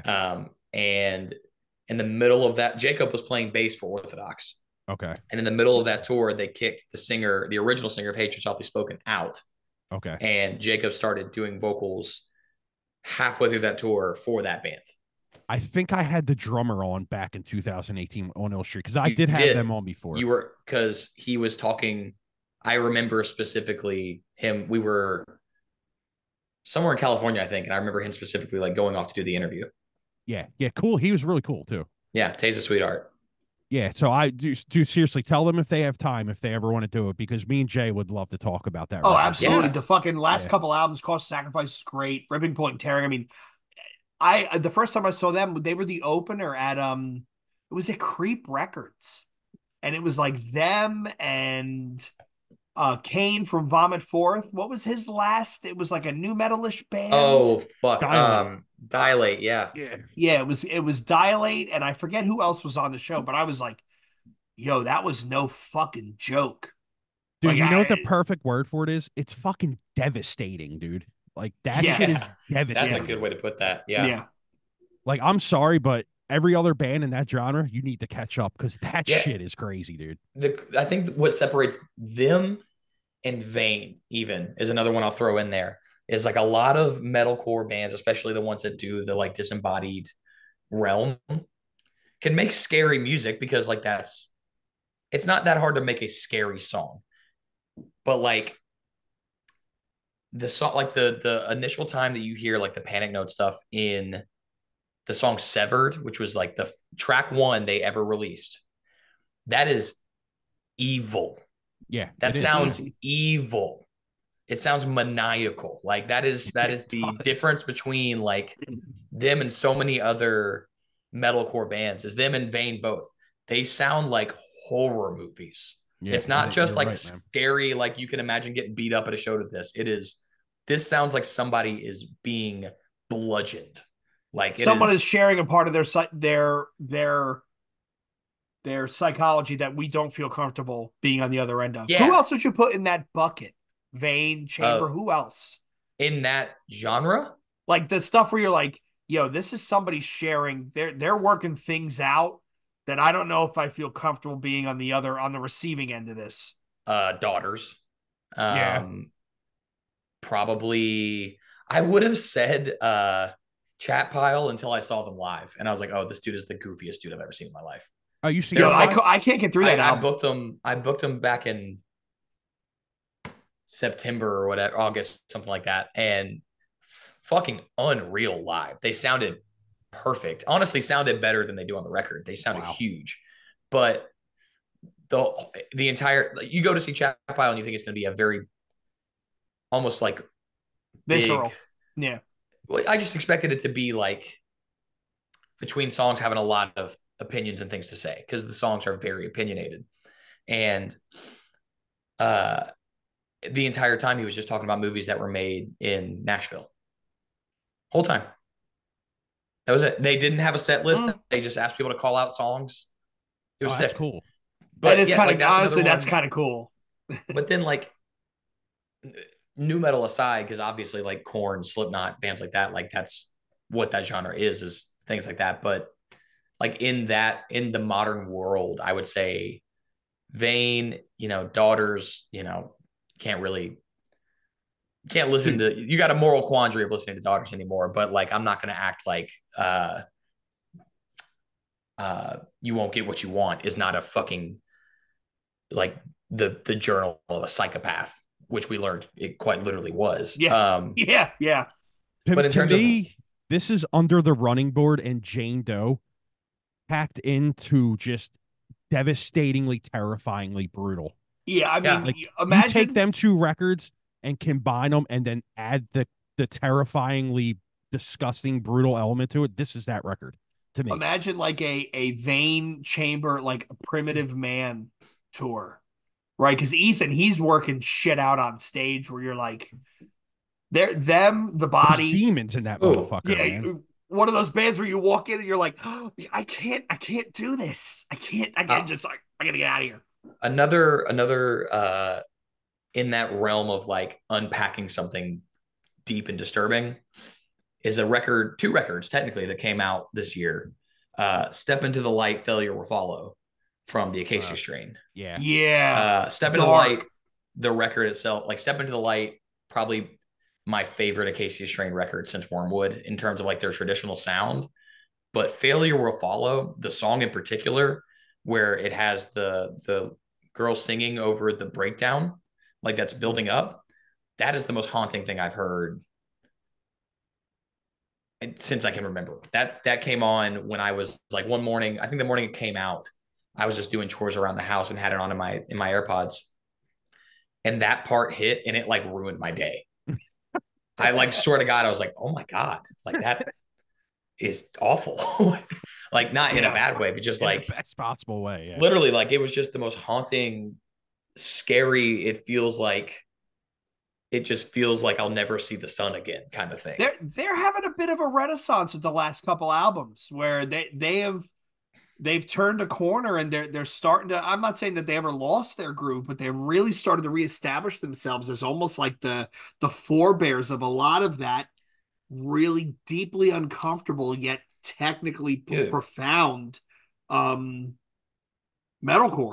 I feel like so many people write the Acacia Strain off as a deathcore band, and they've done so much more than that. Yeah, they are a beat down band. If you can even call it that, they are just an ass beater band is the best way I can even put it, because they always find a way every record to reinterpret a new way to deliver us the traditional sound. And somehow every record, there is some part that is heavier than anything else they've ever done every time. I don't know how they do it, but that band is, and I'll put one other one up there that sounds like Bad Things Happening is Knocked Loose, their last record. That EP. I can't wait to hear year. what their next LP sounds like, because every time I expect, Vane, another band, every time I expect them to go like big shed stuff, like get a little bit more commercial and be more palatable, they put out something where you're like, what the like this was not what I was thinking on their trajectory, and I love it. I thought they'd be full new metal by now. Yeah. Dude, they literally, we toured with them in 2015, and Brian and Isaac and I both all had a conversation at one point about like what is Knock Loose's goals, and the idea was the moment that they felt, and I don't know if they still stand by this exactly, but the moment that they felt they needed to start singing on choruses, they were going to stop being a band. Mm. And they said their goal is with every release to be the heaviest thing out at that time. And so far, they've done it. I So mean, they, yeah. they're literally a band that is carving their own lane in whatever direction they want to go. Like every time I think they're going to come off the road and record something, they're still on the road and they're still touring and they're still playing. And I'm not a band at them, but I've started to realize that when you guys go out on tour, it's basically you're getting paid to practice. You're getting paid to practice, right? And Yeah. it's or people are seeing you practice, and the more you're on the road, you get better and you get better and you get better and you get tighter and you get more solid. And I I keep waiting for them to come off and just announce this monster of an album. And they keep putting out EPs, which get more and more abrasive and more just. Tim, we deep dove that. We did a reaction vid on that the Yeah. last EP, right? It was one of my picks. The first year Oh, it we was did like the amazing. wrap up, that was like one of the picks I brought. Was that That one? that is one of the coolest, best, well done music videos I've ever seen. Oh, absolutely. Yeah. Yeah. Yeah. Yeah. Genius stuff right there. Yeah, I'll tell Yep. you what, one thing before we get into your last one. When they played This Is Hardcore, they were the heaviest band there. They stole that entire fest. Knocked I Loose? couldn't I could not Yeah. fucking believe how heavy they were. Like Yeah, I was standing they're- there with my jaw to the floor, like, oh my fucking God, this band is so fucking heavy. Bro, I saw them open for Gojira and they were heavier. I'll say it, they were heavier than Gojira. Oh, I would believe go it, out yeah. there to say that Knocked Loose is, I wouldn't even say arguably. I think Knocked Loose is the heaviest band doing anything right now. I don't think there is a band that you can show me Yeah. song to song is heavier than Knocked Loose. No, you might be right. Yeah, they were fucking amazing that night. I Yeah. mean, when Sanction played Sunday, I was like, oh, that's kind of like a Sanction they're is giving a run for the money, but that set was fucking ridiculous, man. Sanction is one of those bands where like it doesn't, for me, it doesn't fall in the category of like terrifying music of like the Vein and Chamber thing. But I don't think you'll see a scarier set than Sanction at a hardcore show. Exactly. Yep. You are it was lucky scary. to get out unscathed when you see that band. Yeah, They absolutely, man. They bring out the worst in people. Yeah, definitely. Dude. Great fucking. That's one way to band, put it. That's one way to put it. Okay.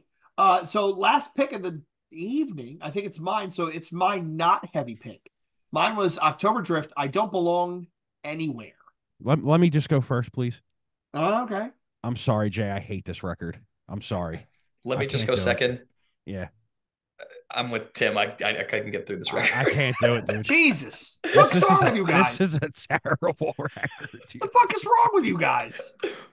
Taste I'm is you're sorry. sitting on your taste right now. I was laughing to myself when I was listening to it because I listened to it in order of how you sent it. You sent heavy, not heavy, and sorry, heavy, heavy adjacent, not heavy, and the heavy adjacent was a heavy album, like Night versus. They are heavy, and then the not heavy album is as heavy as me and Tim's heavy adjacent. If not Jesus, heavier than both of ours. I should have sent over some fucking polka music. I didn't know that you guys both have terrible taste. I fucking love this album. The lead singer has been on record saying, they wrote it during the lockdown, which is why you look at the song titles, look at the lyrics, Airborne Panic Attack, Webcam Funerals. Like they were having a moment because I think their first album was 2020. They were touring Machines, and then the lockdown hit, and they got all that ripped out they got rugged basically. I fucking love this album. It's definitely the grunge throwback stuff that I like. I think Waltzer is great. I think Lost Without You is an amazing fucking ballad. I'm sorry. So, fuck with you guys. But I love this album. No. I did listen to it twice because for the sake you of wanted the to make episode, sure how mad you were. Okay. Yeah, for the sake of the episode, I'm not going to be one of them assholes that goes, fuck that, I'm not listening to this. I did listen to it. There's definitely parts of it where I'm like, oh, cool riff here. But to me, dude, I just can't fucking do it, man. I will never go back to this record. I couldn't delete this faster out of my Apple Music library. Sorry, Joe. Great. Great. Hey, No, yo, Jay, whatever. fuck you. Yeah. Yeah, yeah. Just Like, talking I to shit mean, up my own ass, basically. to me, this is, I don't know. I don't want to say that because people might get offended, but this, to me, Fuck them. this is smelly hipster music, man. I'm sorry, dude. That's fine. Here's the thing. I don't think it's a bad record. I just did not like it at all. Yeah. Like, I'm not sitting here saying that the guy is a bad songwriter. It is just like, I don't know. It dips into like the weird, like the smelly punk side of things without being there. And it's like, it feels like it's traveling too close to the sun in that moment. It's like, this is a crazy perspective shift, but it's like Olivia Rodrigo has songs that are very punk driven, but she is a totally different thing from a punk artist. This feels like it was trying to be as punk as possible without being punk. Jay's like offended right now. No, I'm not offended. I don't even know what the fucking Olivia Rodrigo is. That's crazy. Well, she is like 18, but she's just like a multi-platinum artist at this point. So God Yeah, damn. but Wow. so is fucking Taylor Swift, and she is the definition of basic music for basic people. Yeah. Basic bitch music. if Absolutely. you want to listen to some good young breakup songs, listen to Olivia Rodrigo. I would say she's much more listenable than Taylor Swift. Fair enough. Next time I'm 20 and single, I will definitely do that. So I can't afford for the fact that you guys have bad, terrible taste, and that's where we're ending the episode on. I should have done this Well, one no, we first. still got the new metal songs to go Oh through. yeah, we do. Yeah, we do. So we're gonna move along. I'm just gonna give both these guys the middle finger under the table, and we're going along to the top new metal song of the year. So let's go first. Now I want to hate both your picks, just a general principle, but I won't. We're gonna go. We're not gonna just snake it. We're gonna go back to Tim. Tim, new metal song of the year. Um, Loser with I no longer feel anything at all. I think this is where new metal is going, and I love everything about it. I think this is one of the best bands doing anything right now in any genre. It's one of the freshest takes of the genre for me. Um, if you like this song, dude, go back to their previous two records because I think you'll really enjoy them as well. But this song right here this was my song of the year for me. Favorite best song of the year. Um, I Alex will probably tell you I fucking message him monthly and say, when the fuck is this record coming out? And he just laughs and goes, it's coming, buddy. It's coming. But yeah, I literally haunt him with when is this coming out? And I Where are literally they think from? this is shit, Detroit. where was it Detroit. Detroit? I think it Oh, was cool. Michigan. Yeah, Michigan area. Yeah. Yeah. Yeah, to me, this is everything new metal should be into 2023. It's well written. It has that emotional feel, that has that emotional connection for me on that level. So, you know, I just think from here, this is the band that you need to look out for, in my opinion. I don't know how you guys felt about it, but to me, this is where new metal is going and where it's staying, in my opinion. That's basically it. I loved this song, and I'm not. I mean, especially just because of like how long this style's been done, and there's only really so many tricks you can, or like cats you can pull out of the bag, so to speak. Like with this style of new metal, this was like a very refreshing take. Yeah. And I usually don't like new metal with really clean production, but this sounded very like almost perfected without polish. Yeah, I mean, dude, it's a damn good track. Yeah, I mean, they write good music. I think is it a one man project? It's a one man No, project, Tim? no, Or no, he's a band. it's four of them. I really liked it. I really thought it was good.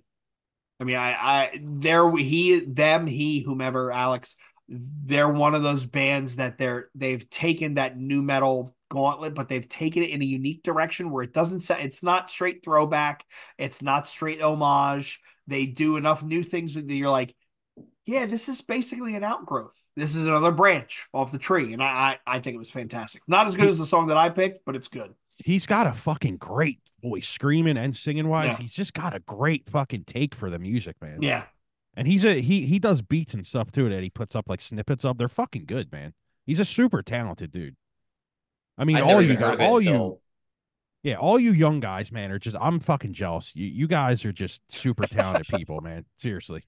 thank you. Like I can't say enough good things about how fucking great of a drummer Mike is. You guys, man, That dude is so fucking talented, man. It makes me sick watching him play. Seriously. He's definitely leveled up in the last couple of years. He's always, like I've said many times, he's always been a good drummer. That's why I even asked him to like be a part of the project fucking 6 years ago now. Yeah. But And he's the he definitely nicest has fucking dude ever.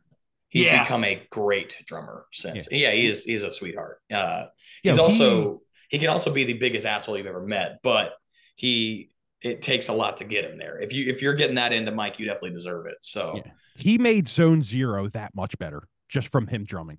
oh yeah. Yeah. Yeah. Yep.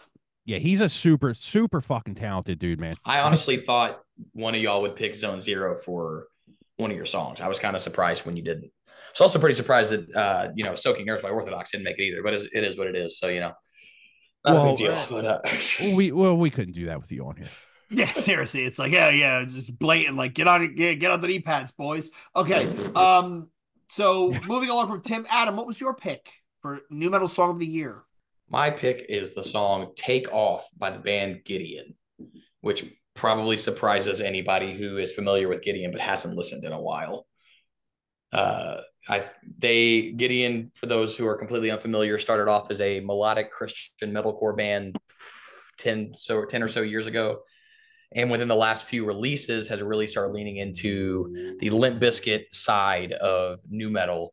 And on this last record, More Power, More Pain in particular, they put out a record. I want to say it was 2020. Hold on, I'm pulling it up right now. They put out a record, Out of Control, in 2019 that to me, I think is sick. A lot of people, because it was a pretty big swing from their previous sound, weren't really all about it, but I loved it. And it's very new metal. And then this album, they figured out how to even hone in further into what works.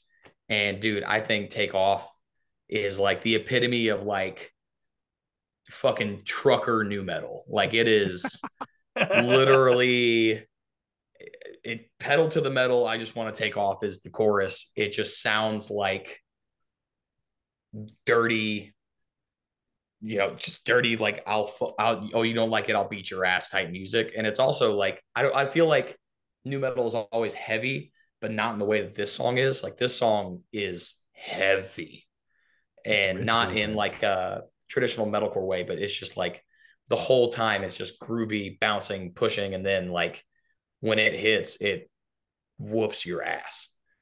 Yeah, I like this. I like this. They're definitely that your comparison is spot on. They're moving towards the Limp Bizkit, more of hey, we don't need to be so fucking serious. Let's have a good time. That side. And Yep. I I'm sorry, the reason why I always go back to the Black Dahlia Murder is they're one of those bands where you could tell that those dudes are on stage having fun. You know, RP Trevor, they were always having a good time when you saw them on stage. It was never like so super serious. It was like, yeah, we're a metal band. We're gonna have a party. Let's party and have a good time. This album was kind of the same thing. Like I'm like, this is about it. I kind of like this. Kind of grinning while you're listening to it, which tells you something. Yeah. Yeah, I agree with you, Jay. Super fun, but the record as a whole is really fucking good, man. Yeah, it Might is. as It well. is. Super catchy songs. I mean, the production is fucking pristine, but in a way Also, Randy. where it's not too overdone. The whole stage thing they do, or the hats and stuff, I dig that band, man. Like you said, I didn't really care for them in the first like phase of the band, but this stuff is.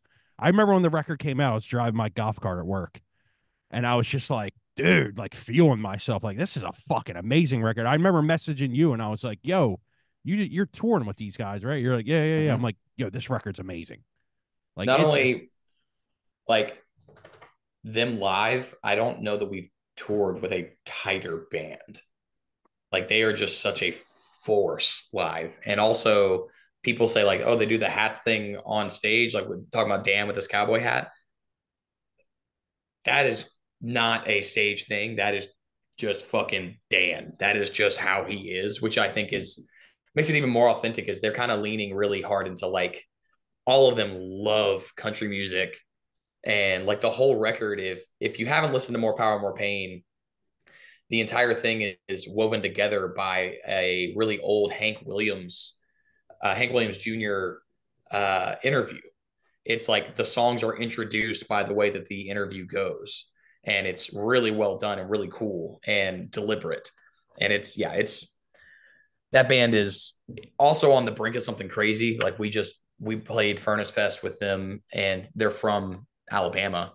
Okay. And so they broke out some of their early material to open the set with for Furnace Fest. And we're like, oh, in Alabama at Furnace Fest, they're playing Costs and all these old ass songs. Like it's about to be just fucking nuts. And the peak of their set was the new songs they put out this year, which I'm like, that's rare. Do they have a turntablist live? No, it's just the four of them. Okay, so they just added in as like a backtrack. Yeah, they have a session they run for it. Yeah, so I had a question on here for you I wrote down. What kind of reactions were they getting on that tour with like hardcore kids? Because who was the tour again? It was you.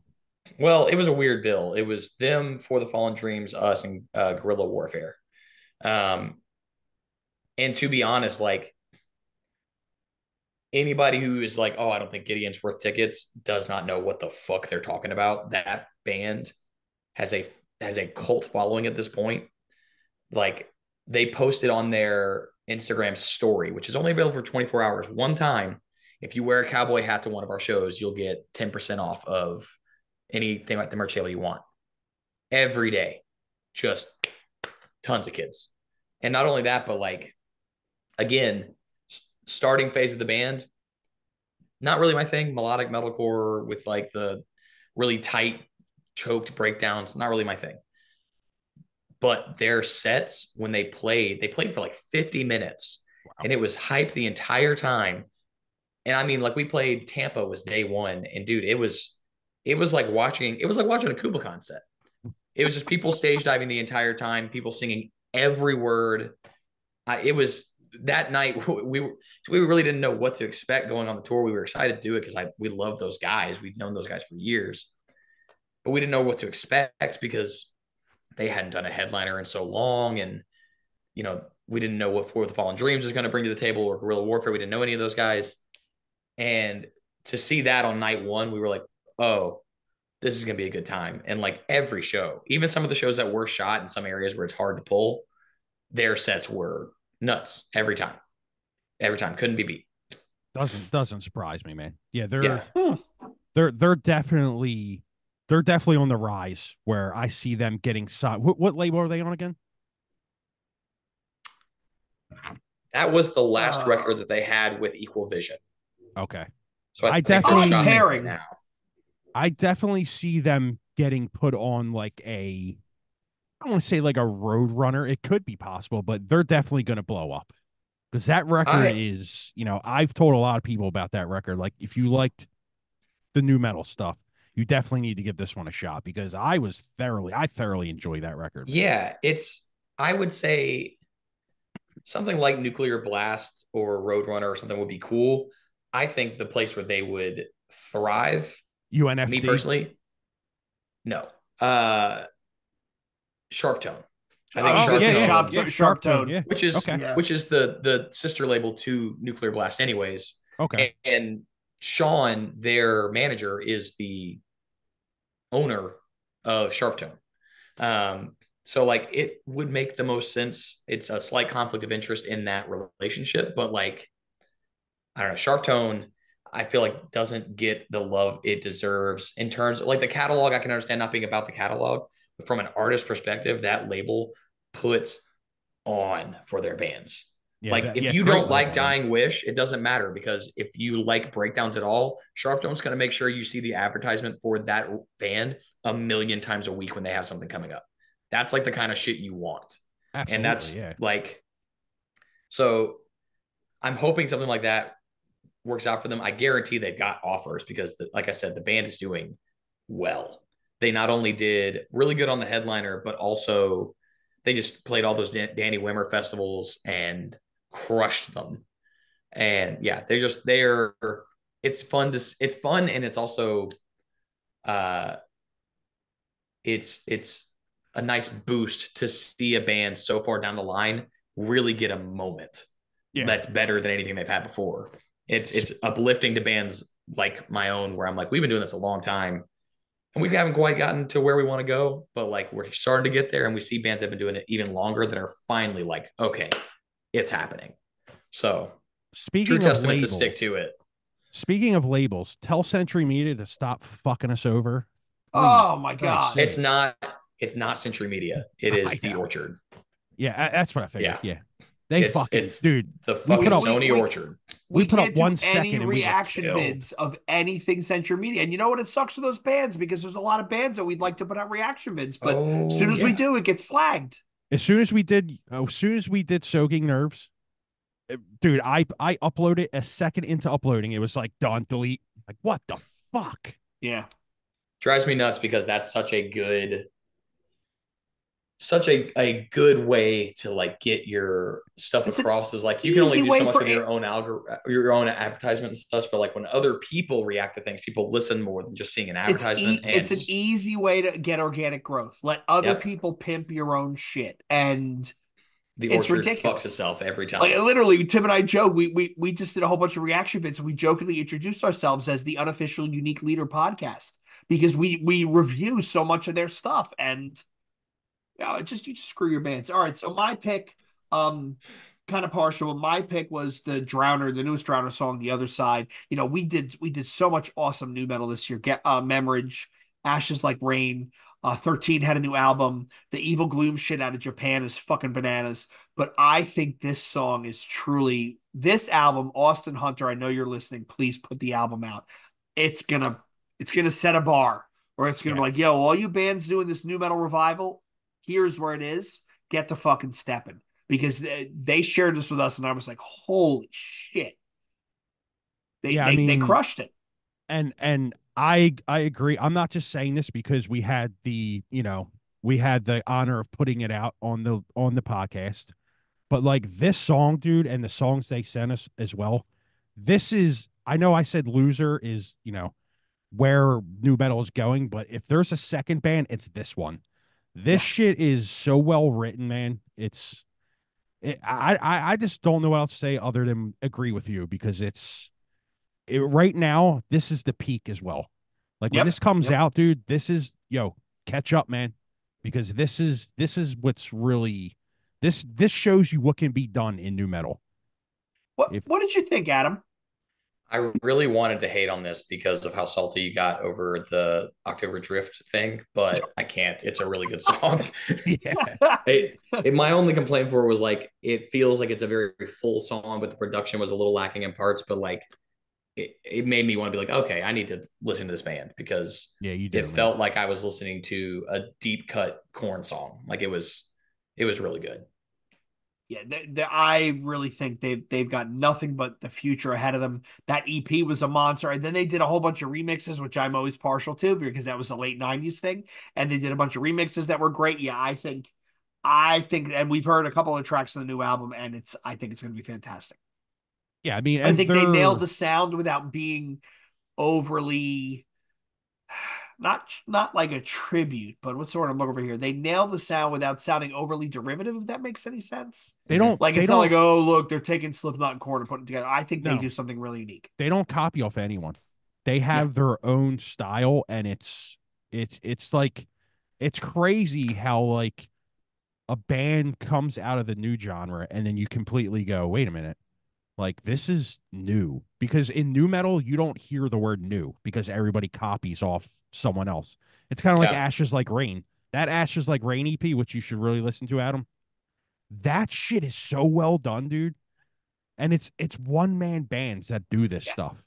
I forgot to shout out Gary from Memorage. Right, Gary's stuff is awesome, and Yeah, he's I got mean like 4 or it's 5 projects running simultaneously. But yeah, and there's I so mean much. and Austin and Hunter are two of the nicest dudes I've ever met, I've ever talked to. Like you can't dislike these dudes at all. They're just that fucking nice. Like it's crazy, dude. But I mean, yeah, Adam, go ahead and listen to that EP. It's called I will. what the hell is it called again? Into Light. What the hell is it called? You Which guys, one? they're listening and they're probably fucking punching their screen. It's called Holding On to Life. Holding on to life. Yeah. It's I think 6 songs, 5 songs. It's really good, man. Like I remember hearing it and just going, "All right, we need to get these guys on. Where are they at?" All right, Yeah. I've got it right here. Okay. I think that, I think that, yeah, that basically nails it. Adam, I wanted to ask you because it's the first time chatting with you since we saw you live. How was banging in the slipping on the banging rock? What was it? Slippery rock banging? What? Banging in the rock. There we go. There we go. There we go. How was it? It was honestly phenomenal. Was that a festival? I'm sorry. Yeah, it was a Okay. 2-day fest in Little Rock, Arkansas, It's all right. Never mind. and it was a really cool lineup because it reminded me a lot of like back when LDB was called Midwest Blood. Like all of the bands aside from like the headliners were just like the brand new grinders, and it was like a cool place where they could come together to really like showcase these newer, not even necessarily newer, but just bands that don't get put on a lot of these bigger bills.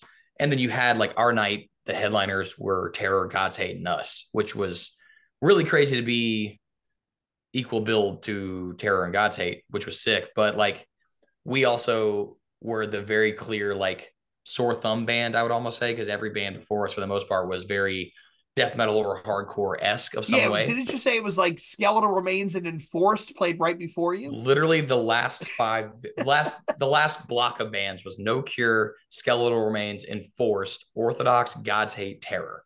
Wow. Jesus, that's a Yeah, slobber knocker if it I've was ever heard it. Yeah. fucked up, honestly. And it was so cool, man. Like I did not know what to anticipate with that, like I said, because it's very much like a hardcore leaning festival, and we are not a hardcore band, like sonically speaking. Like we're not one, but I've said this a million times. We're not we're a metalcore band, and it's got a lot of stuff they can like, but you never know how it's going to go or how it's going to be perceived.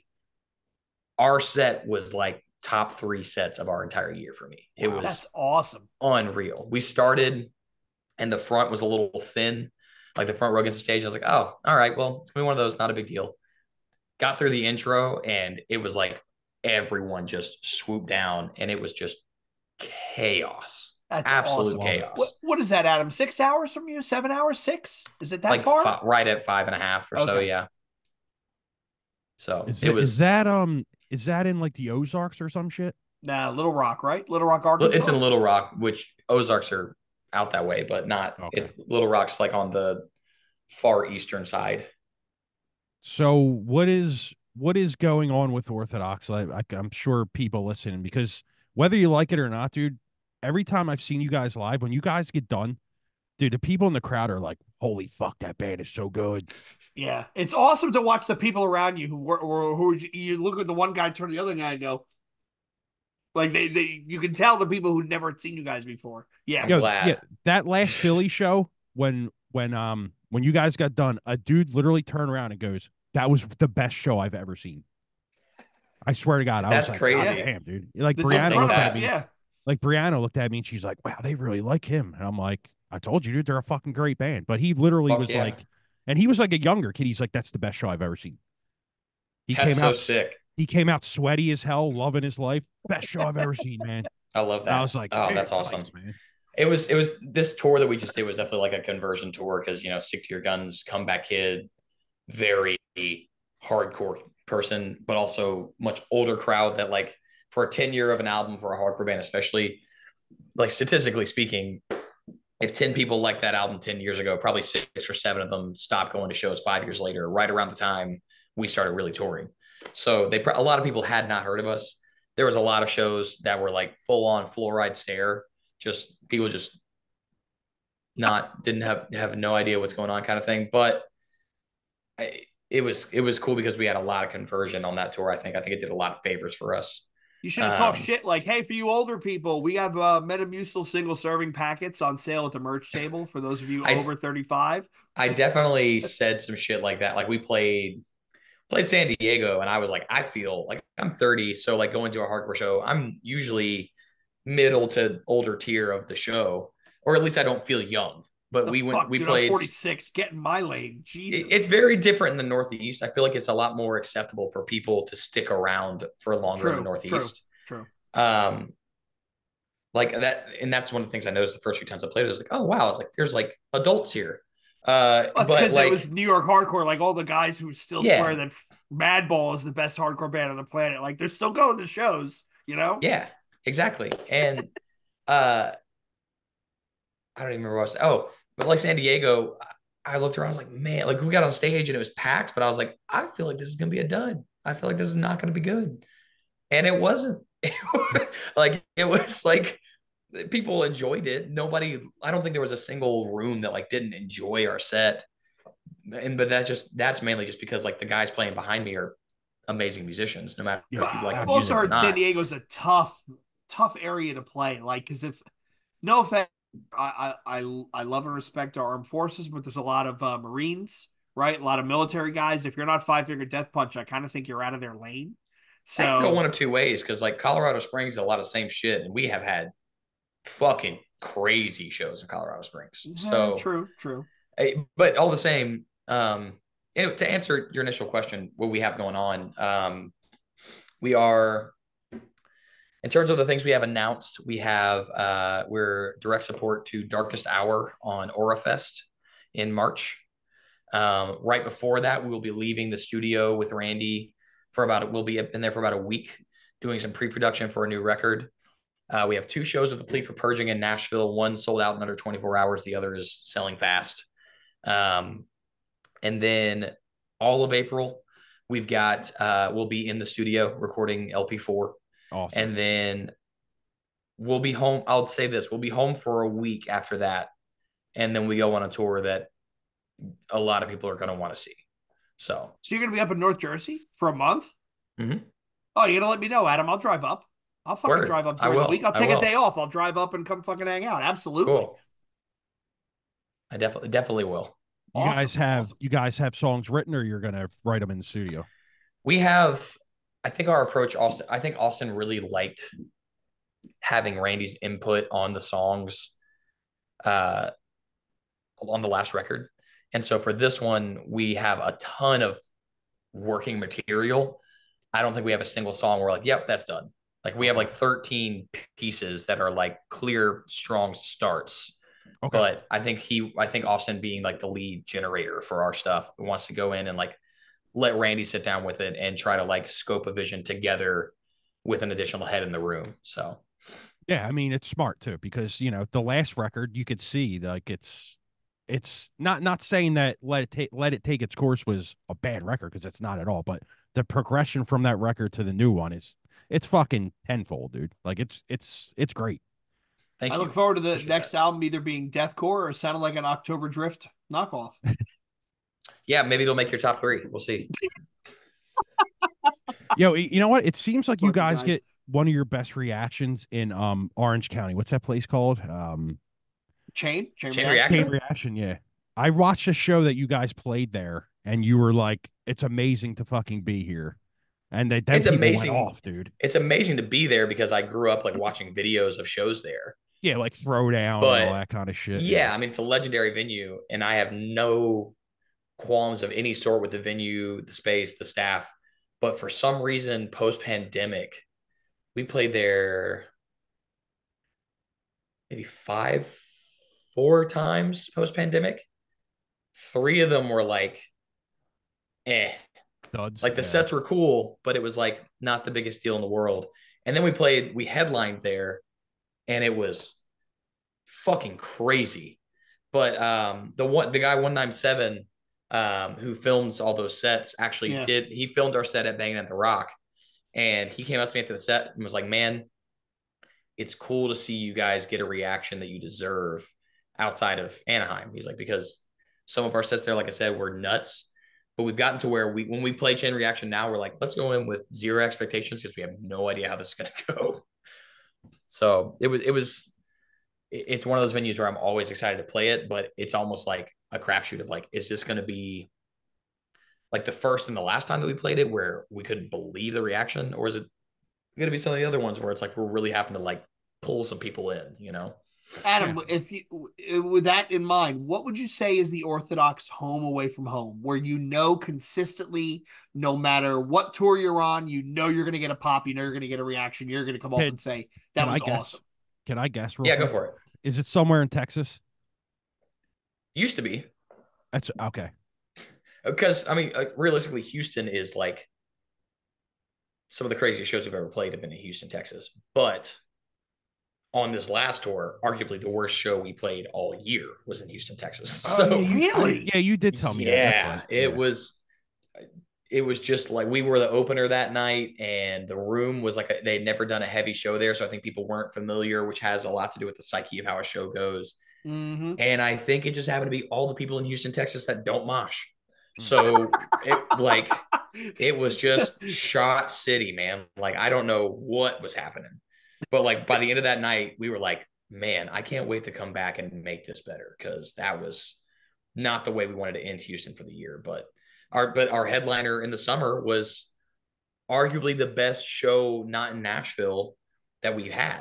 So I would say our best city has not let us down in recent memory would be Denver, Colorado. Okay. Wow. Denver, Colorado, and honestly, Brooklyn's really come around to us. Brooklyn, you can get your ass beat to an Orthodox set in Brooklyn. It's kind of cool. Yeah, I for some reason I'm just like, it's got to be Texas or Florida or something like that. Tampa also goes nuts. I will Yeah, say Tampa's people another get one crazy for us. down in them places, man. There's It's something too about hot. the That's why South they where lose they're their just minds. nuts. It's too Yeah. hot. They lose their Yeah. fucking minds. Yeah. Are you allowed to say who the next tour is, or? Not on the podcast, but I'll tell you Okay. guys once we're Yeah, I done. figured that. Yeah, not like we're gonna say anything. All right, so big things coming for Orthodox. Big things coming. And then they fly to the UK to open for October Drift. All right, so I want to thank everybody for tuning in once again, listening. Thanks, Adam, for taking time out of your busy schedule. It's the holiday time, so we really do appreciate you coming on. New Breed _ podcast, Twitter and Instagram, newbreedpodcast@gmail.com, 267-297-3627. Did I nail that, Tim? 4627. 4627. If you want to leave hate mail, check us out on new episodes every Wednesday, reaction vids every Friday. It's where we turn into the Unique Leader podcast. And until next time, it's Jay, Tim, and Adam saying cheers. Later. Thanks, guys.